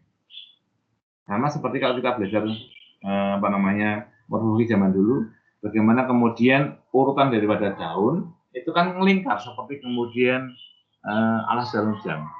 Dari satu, tidak kemudian dua, tapi kemudian satu, tiga dulu tumbuh, kemudian baru kemudian kelima, baru kemudian ketujuh, setelah itu kemudian balik lagi ya yang kedua tumbuh seperti itu. Melingkar kan seperti itu. Bunga juga sama seperti itu. Artinya apa? Ada satu urutan yang kemudian disebut sebagai kemudian alometrik pertumbuhan. Yang mana menghubungkan kemudian bagian tumbuhan yang lain dengan yang satu dengan yang lainnya. Ada satu urutannya.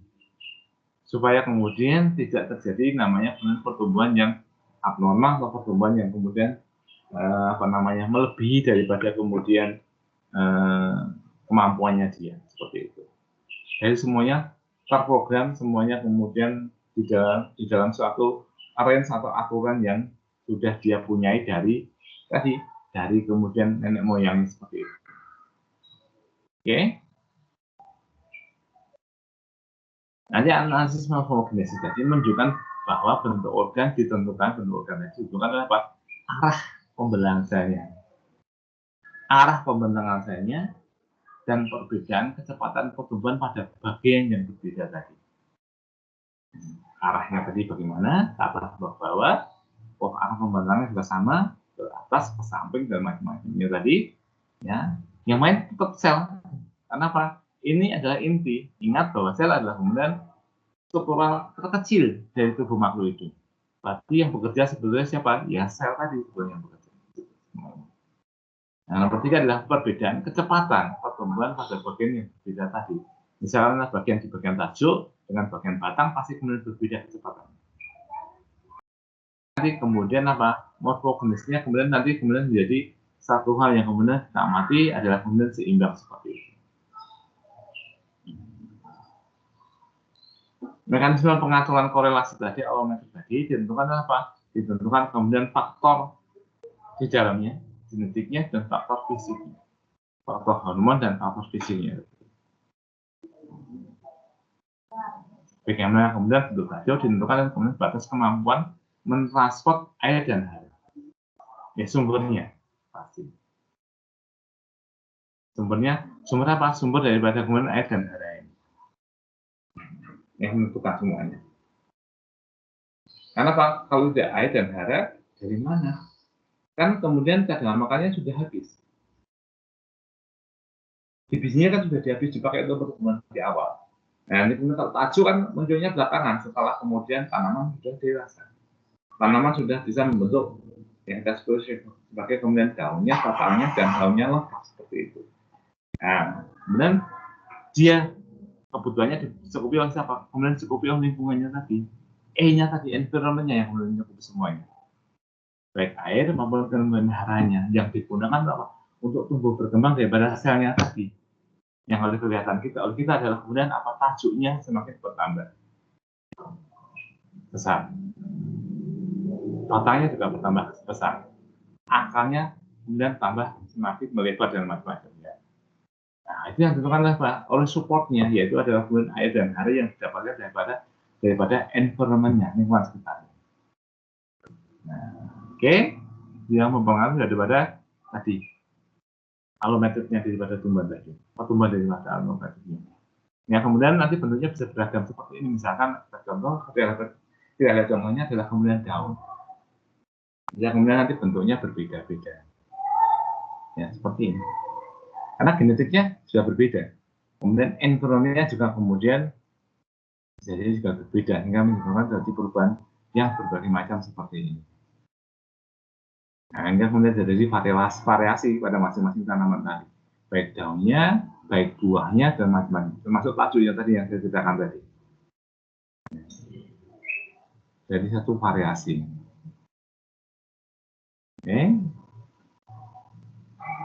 Oke. Kemudian yang kelihatan oleh kita, yang disebut sebagai kemudian bentuk pertumbuhan. Terutama adalah kemudian pertumbuhan daripada vegetatif tadi, yang kita ceritakan. Nomor 1, contohnya, dominasi apikal. Dominasi apikal apa sih? Merupakan bentuk dari koleksi pertumbuhan. Yaitu pertumbuhan apa? Pertumbuhan meristem apikal yang menekan pertumbuhan meristem lateral. Yang apikal itu menekan daripada pertumbuhan daripada lateralnya, sampingnya. Yang utamakan adalah kemudian bagian apikalnya yang menekan pertumbuhan daripada lateralnya.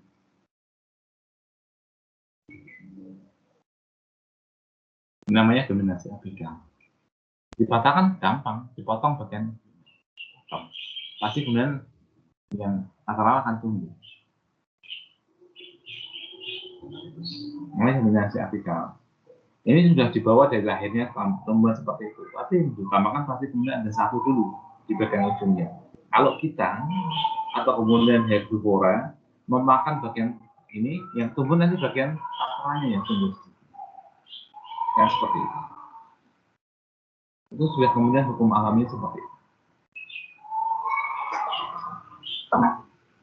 Sebentar.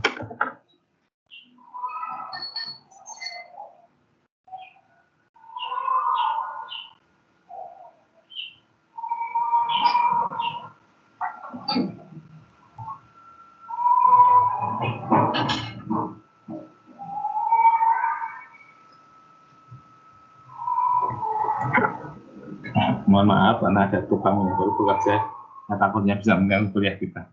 Oke. Ini namanya dominasi apikal. Bagaimana kemudian siklusnya memang kemudian pada tumbuhan pasti ada yang diutamakan. Ini yang kemudian muncul dari apa? Dari kemudian koleofil yang pertama muncul pada biji tadi. Yang pertama muncul kan ini, yang diutamakan pasti yang ini. Memang pusatnya di sini. Nah, supaya kemudian nanti bisa kita patahkan, ya tidak dipotong aja.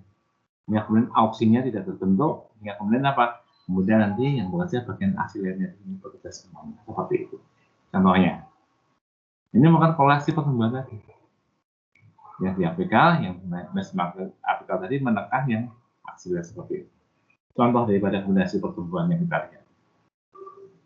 Nah, jadi di tahun 2014 atau 2015 saya lupa, mahasiswa bimbingan saya S2 yang mencoba bagaimana kemudian meningkatkan hasil dari tanaman kedelai dengan cara apa? Dia mematahkan dominasi apikal. Jadi tanaman tadi kemudian kedelainya dipotong bagian ujungnya, kira-kira kemudian nanti bagaimana pertumbuhan daripada aksilernya atau kemudian lateralnya tadi. Ternyata kemudian dia naik, hasilnya naik, ya. Kemudian menghasilkan apa namanya bunga kedelai yang jauh lebih banyak. Oke. Itu karena bagaimana kemudian bisa menaikkan produksi dengan cara tadi mematahkan dominasi apikalnya. Karena yang diutamakan pasti kemudian tumbuhan di bagian apikalnya dulu pertama kali. Karena memang dia dari lahirnya sudah ada, dari awalnya sudah ada di bijinya. Yang kita kemudian berubah seperti itu. Nah, cuma hasilnya yang bersangkutan adalah kemudian belum optimal pada ukuran daripada bijinya. Karena apa? Yang dilakukan saking banyaknya, hingga kemudian apa? Bijinya kecil-kecil, beda dengan kemudian kalau dia muncul dari bagian ujungnya sini. Sedikit tapi hasilnya besar-besar. Nah, tinggal kemudian tingkatkan bagaimana supaya kemudian aksilernya ini hasilnya kemudian bisa seperti pada bagian yang di apikalnya seperti itu. Tantangan itu belum diselesaikan. Kalau Anda tertarik dengan itu bisa dilakukan, silakan kalau mau penelitian itu. Bagaimana kemudian kita dominasi kita patahkan, tapi kemudian kalau kita kemudian muncul, tapi kemudian bagaimana caranya kita agitasi daripada environment-nya supaya kemudian nanti hasilnya menjadi tidak kalah daripada yang tumbuh di bagian apikal. Silakan, nanti boleh dilakukan penelitian lebih lanjut, baik kedua dan macam-macamnya silakan. Kemudian organogenesis akar juga sama. Di bagian tengah terdapat yang kita sebut sebagai quiescent center atau pusat diam yang tidak membelah. Ya, quiescent center, pusat diam yang tidak membelah. Kemudian sel sekitar quiescent center ini disebut sebagai kemudian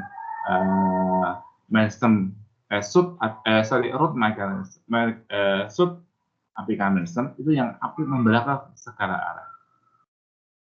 Nah, ada quiescent center yang diam, kemudian ada namanya kemudian root apical mechanism yang aktif membelah ke segala arah. Ada bagian ujungnya namanya ada ujung akar yang kemudian bisa memberi perlindungan pada bagian yang ini tadi supaya tidak mudah rusak tadi yang root apical mechanism tadi ketika dia menembus tanah. Nanti pembelahnya itu kan sama dari polymorphism ya di awal, kemudian diferensiasi menjadi yang disebut sebagai dermatogen, nanti menjadi epidermis daripada akar. Periglum nanti kemudian menjadi cortex, phloem kemudian menjadi scaling. Nah, sudah berbeda tempat, sama daripada root apical mechanism, tapi kemudian hasilnya bisa berbeda-beda. Karena letaknya nanti berbeda-beda di bagian tepi, bagian tengah, sama bagian lebih paling tengah. Fungsinya juga menjadi berbeda. Letaknya fungsinya juga berbeda. Dimana makin jauh dari pusat pembelahan sel, makin jarang membelah dan terjadi pembelahan setelah pembentukan daripada vakuola. Iya, nanti kita lihat di belakang garis pembelahan membentuk prokambium yang akan kemudian membentuk xilem dan phloem di bagian tengahnya. Ya, kemudian cabang akar terbentuk dari sel perisikal yang letaknya sebelah dalam daripada lapisan endodermis. Ini yang kemudian nanti sebagai tambahannya ketika dia membelah seperti itu atau tumbuh seperti itu. Ini contohnya. Ini bagian yang disebut sebagai kemudian quiescent center tadi yang hanya diam tadi seperti itu. Kemudian yang sini adalah kemudian adalah pembelahannya. Ini membelah terus kerjanya, membelah terus seperti ini. Yang ada di sini. Kita besarkan sebentar. Bagian cuma membelah saja. Ini ketika membelah, ketika di bagian topinya nanti menjadi apa yang kita sebut sebagai dermatogen tadi. Menjadi protoderm tadi, menjadi apa yang kita sebut sebagai kemudian epidermis. Ini kan yang di sini, yang membelah di sini, kan kemudian di sini membentang. Zone of cell division, pembelahnya kan di sini. Ini adalah membentang. Yang sini adalah maturasi, diferensiasi di sini. Membelah, membentang, diferensiasi. Membelah, membentang, diferensiasi. Membelah, membentang, diferensiasi. Membelah, membentang, diferensiasi. Terus seperti itu. Ini bagian ujung daripada sel. Seperti gambaran seperti ini. Adalah question tadi, ini yang diam tadi, ini adalah bagian yang meristematik tadi, yang root apical mechanism tadi.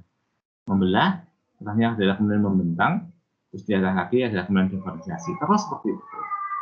Ini yang kemudian disebut sebagai ujung akarnya tadi, yang digunakan melindungi bagian ini supaya kemudian tidak rusak ketika dia menembus daripada akar. Nah, pembelahan seperti itu. Ketika sudah membelah, nanti kemudian bagian tepinya menjadi apa, tengahnya menjadi apa, kemudian bagian lebih tengahnya menjadi apa. Ini bagiannya. Jadi kemudian yang bagian tepinya menjadi apa yang kita sebut kemudian dermalnya sini, bagian dermalnya, bagian yang kita sebut sebagai dermalnya sini. Ini epidermisnya tadi. Kemudian di tengahnya adalah kemudian parenkim atau sebenarnya sebagai korteks di sini nanti. Ini korteks. Nah, ini sama korteks juga sama. Kemudian di sini adalah kemudian menjadi bekas pengangkut atau kemudian menjadi apa yang kita sebut sebagai kemudian xilem dan phloemnya. Atau sebetulnya adalah kemudian prokambiumnya ini, Pak. Prokambium. Jadi adalah kemudian tadi pembelahan tadi selnya yang mulai, tapi kemudian setelah itu apa? Kemudian dia membentang, setelah itu kemudian diferensiasi. Terus menerus. Nanti bagian tajuknya juga sama seperti itu.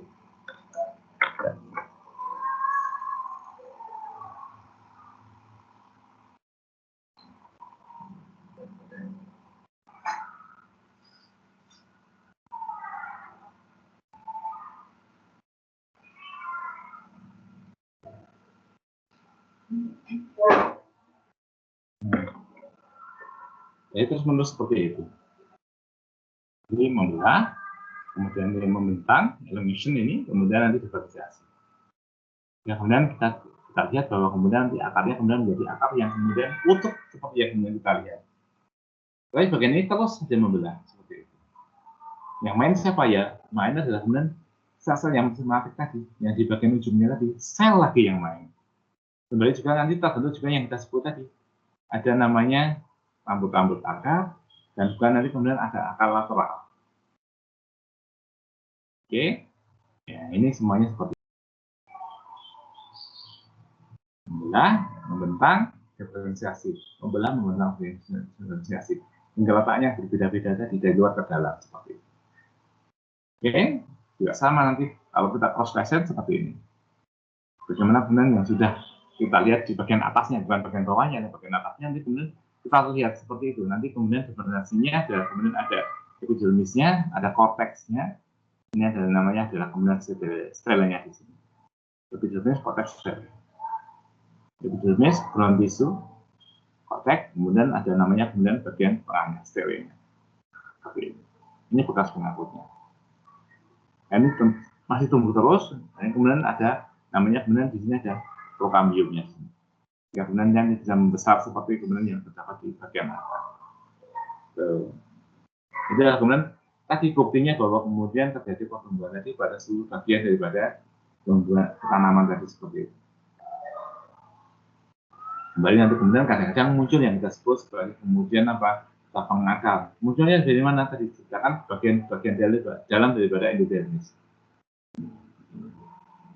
Muncul bagaimana sel-selnya kemudian masih bersifat tadi tidak hanya bagian ujung tadi, dari bagian yang ada lateral tadi, bagian samping tadi. Bagaimana kemudian pada bagian endodermis masih bisa tumbuh lagi, meristematik pada suatu saat. Yaitu adalah kemudian bisa membentuk yang kita sebut sebagai kemudian menjadi ini urutannya dari ini kemudian ke sini nomor 2. Kemudian membentuk ini inisiasi pada kemudian daripada cabang akarnya, munculnya daripada bagian endodermis tadi, terus tentang menembus daripada korteks sampai kemudian bisa menembus dari bagian dari epidermisnya keluar seperti itu.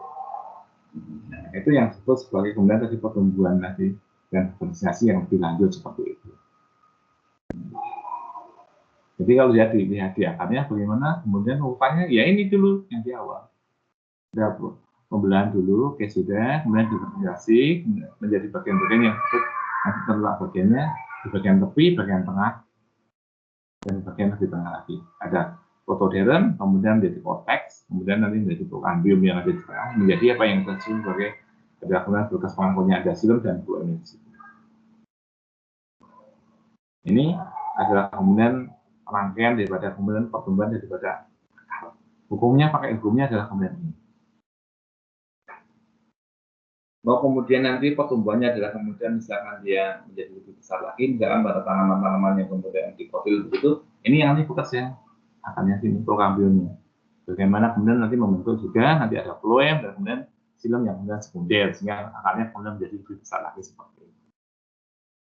Oke, ini dari akar salah satu buktinya tadi.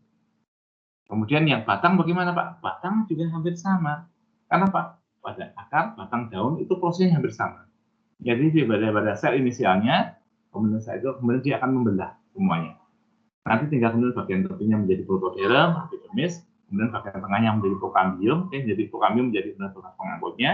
Kemudian bagian yang kita sebut sebagai ground tissue-nya atau parenkimatisnya, ini menjadi bagian yang kita sebut sebagai korteks pada bagian akar. Jadi kemudian kalau bagian batang juga sama korteks.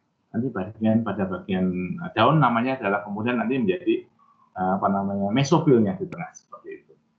Jadi letaknya berbeda, fungsinya juga berbeda, tapi inisiasinya sama.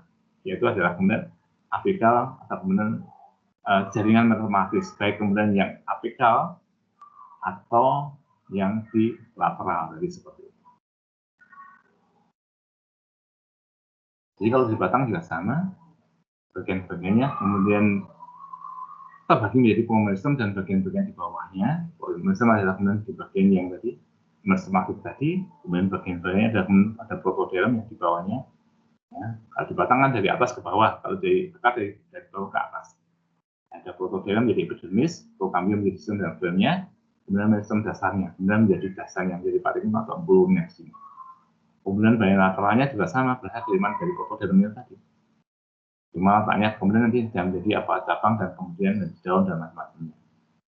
Nah, letak primordium daunnya pada batang tadi itu mengikuti tadi yang saya sebut tadi filotaksis tadi, mengikuti seperti aliran daripada diagram besar dari kiri ke kanan. Hampir 100%. Saya bilang hampir 100% karena apa? Karena yang ditemukan sekarang itu hampir modelnya semua seperti itu.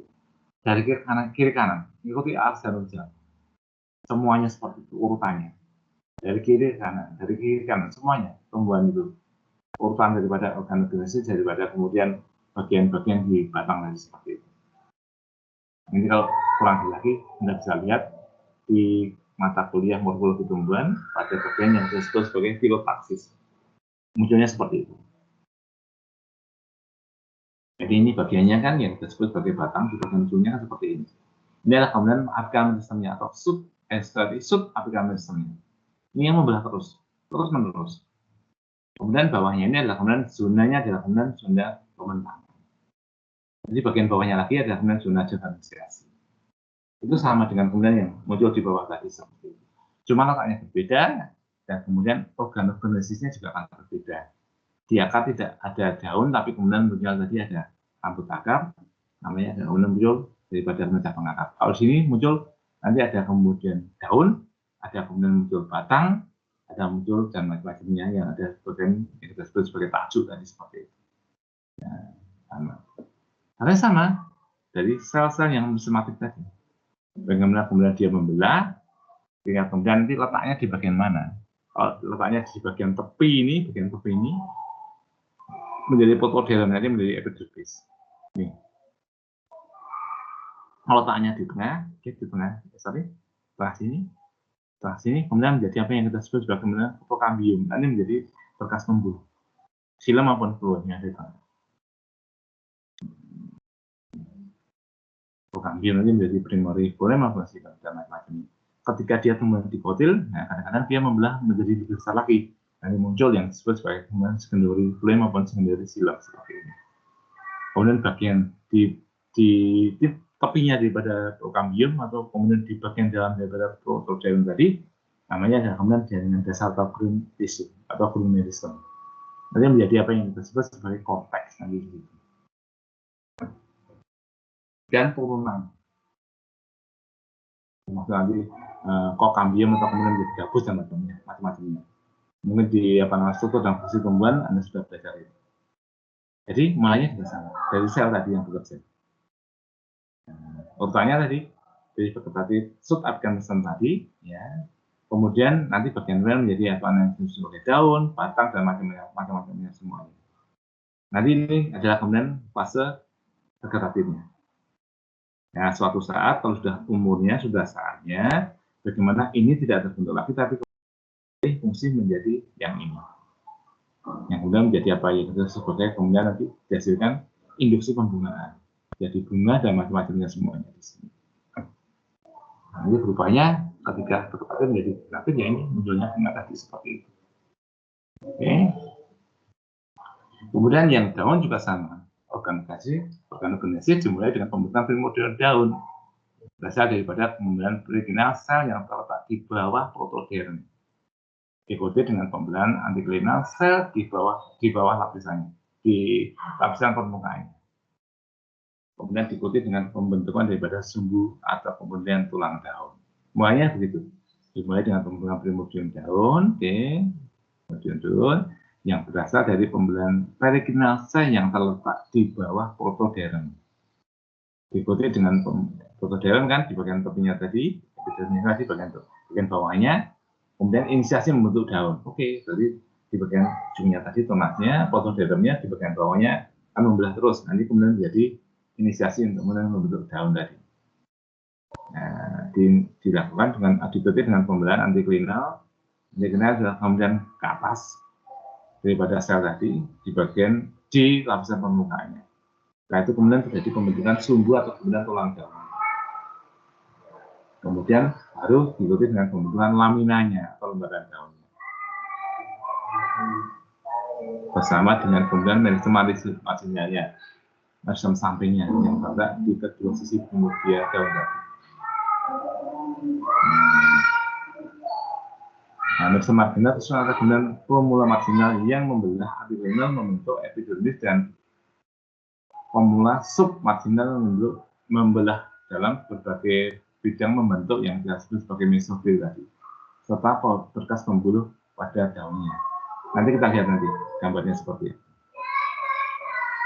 Pertumbuhan daun sifatnya terbatas atau determinate, merupakan keseimbangan fungsi dari keseimbangan hormonal, genetik, dan lingkungan. Tadi yang saya katakan bahwa kemudian apapun yang berlaku pada tumbuhan itu adalah kemudian perlu satu keseimbangan, yaitu faktor genetik dan faktor environment.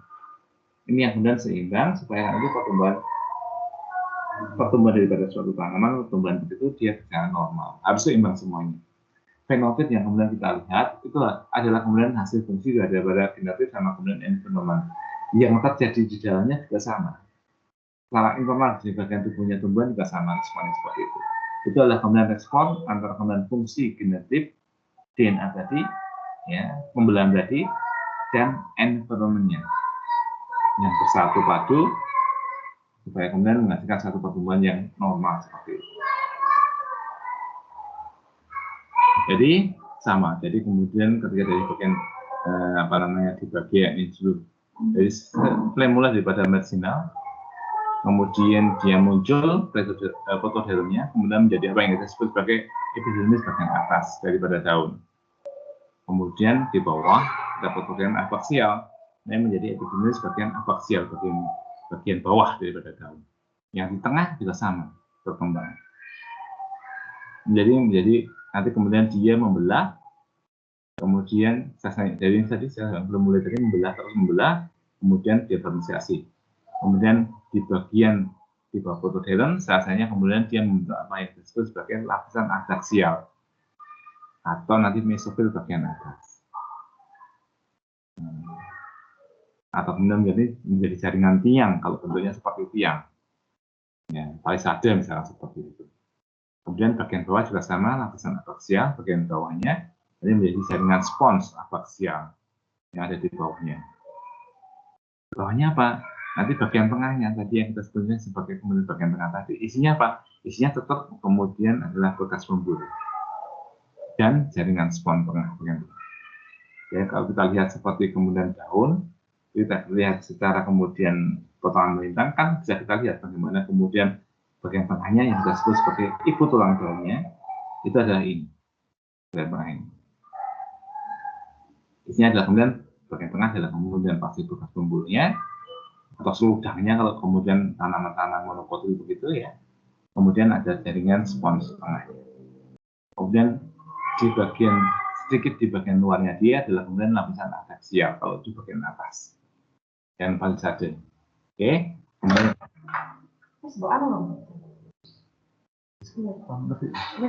iya.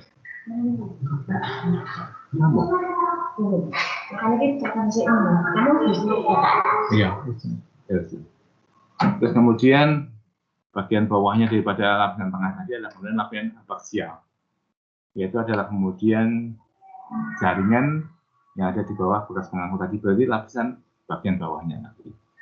Ya, jadi kemudian daunnya kemudian menjadi daun yang seperti yang kita lihat. Jadi kemudian dari inisialnya, oke, kemudian antigenal dan muncul seperti ini, ya sudah. Ya, oke, sudah. Kalau dipotong melintang sebenarnya seperti ini. Ya. Nah, ini juga sama. Akhirnya kemudian ketika dia sudah kemudian memanjang terus, nanti kemudian membelah terus, kemudian menjadi urutan seperti daun seperti itu. Nanti kemudian ini ada bagian yang kita sebut di atasnya adalah kemudian pasti ada kemudian epidermis atas, epidermis bawah, kemudian bagian tengahnya. Ini menjadi lembaran yang kita sebut sebagai lembaran daun tadi. Lebih jelas lagi coba kita lihat seperti ini. Dari epidermisnya.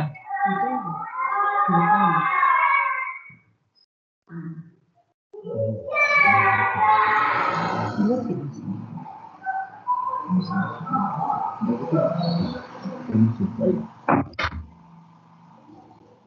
daripada FPD9 dulu, itu yang kemudian muncul tiba-tiba kemudian F1 tapi kemudian muncul ini.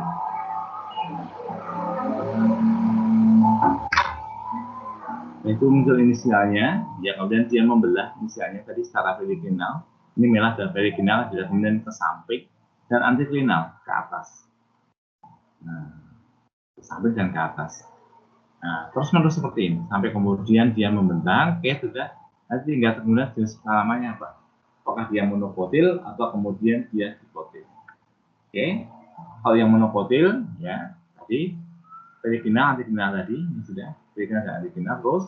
Kemudian antrikannya kemudian apa? Kemudian dia terus menerus seperti itu, memanjang sampai kemudian dicapai ukuran tertentu daripada daun daripada tanaman monokotil. Ini monokotil.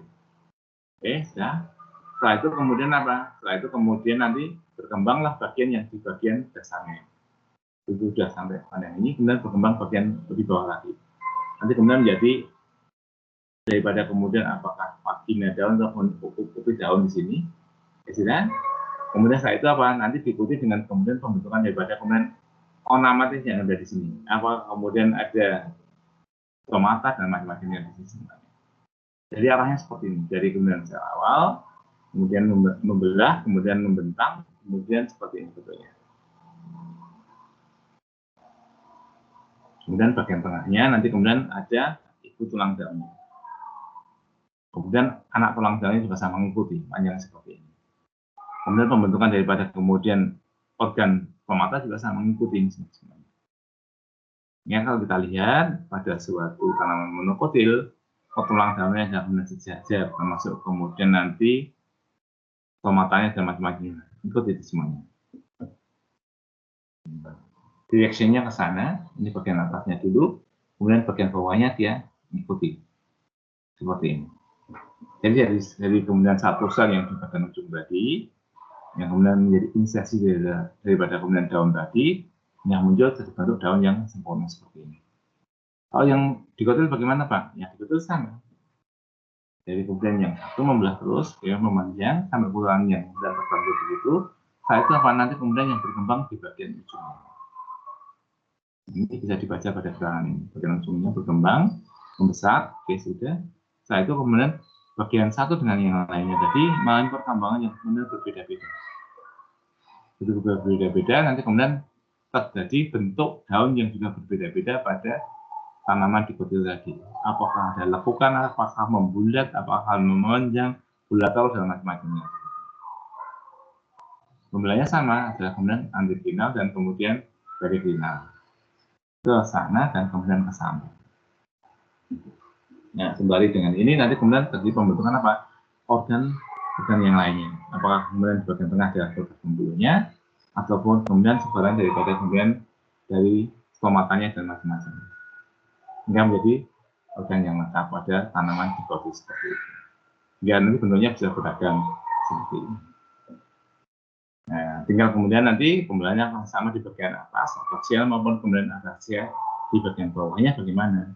Nanti kemudian muncul nanti stomatanya ada di dua sisi atau hanya satu sisi saja, bagian atas, bagian bawah dan macam-macamnya sesuai dengan kemudian jenis tanamannya. Jadi dari pembelahan tadi, kemudian diikuti dengan pengembangan sel, kemudian terjadi diferensiasi, itu menciptakan suatu morfogenesis yang berbeda-beda pada suatu tanaman. Tergantung dari kemudian dilihatnya satu tanaman tadi ada kemudian letaknya tadi, letak dari bagian-bagian yang membelah tadi, apakah di bagian bawah, di bagian akar, bagian batang, maupun kemudian di bagian daun. Atau tergantung pada jenis spesiesnya. Nah, ini juga berbeda-beda. Kesemuanya tadi adalah melakukan satu fungsi. Fungsi dari apa? Fungsi dari kemudian kinerja dari genotip, gennya, dan environment-nya seperti itu. Ini sudah menyebabkan suatu variasi yang amat sangat banyak lagi pada suatu jenis tanaman yang ada di sekitar kita. Itu ada pertanyaannya? Monggo silakan. Ada yang kurang jelas, silakan ditanyakan. Mbak, Mas. Iya, Pak. Ya, silakan.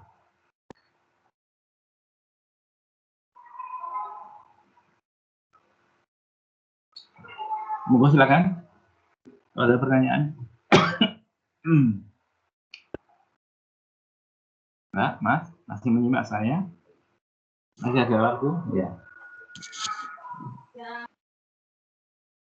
Masih ada waktu sekitar 10 menit. Kalau ada yang mau bertanya.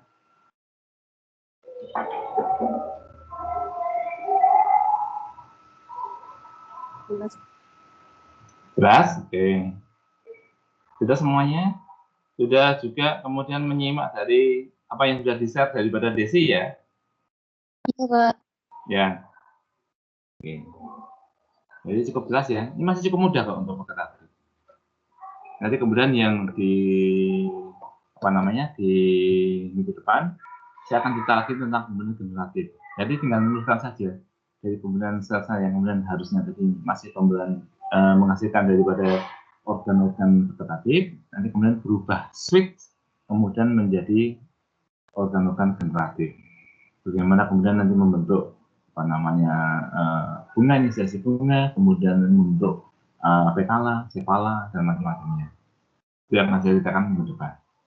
Ini masih ada pertanyaan, silakan. Masih ada waktu. Monggo silakan. Atau sudah jelas semuanya? Sudah paham semuanya? Mas, Mbak, Pak diam saja semuanya. Iya, Pak. Sudah cukup jelas, Pak. Oh ya, alhamdulillah kalau sudah jelas. Oke. Ada yang kesulitan absen tadi?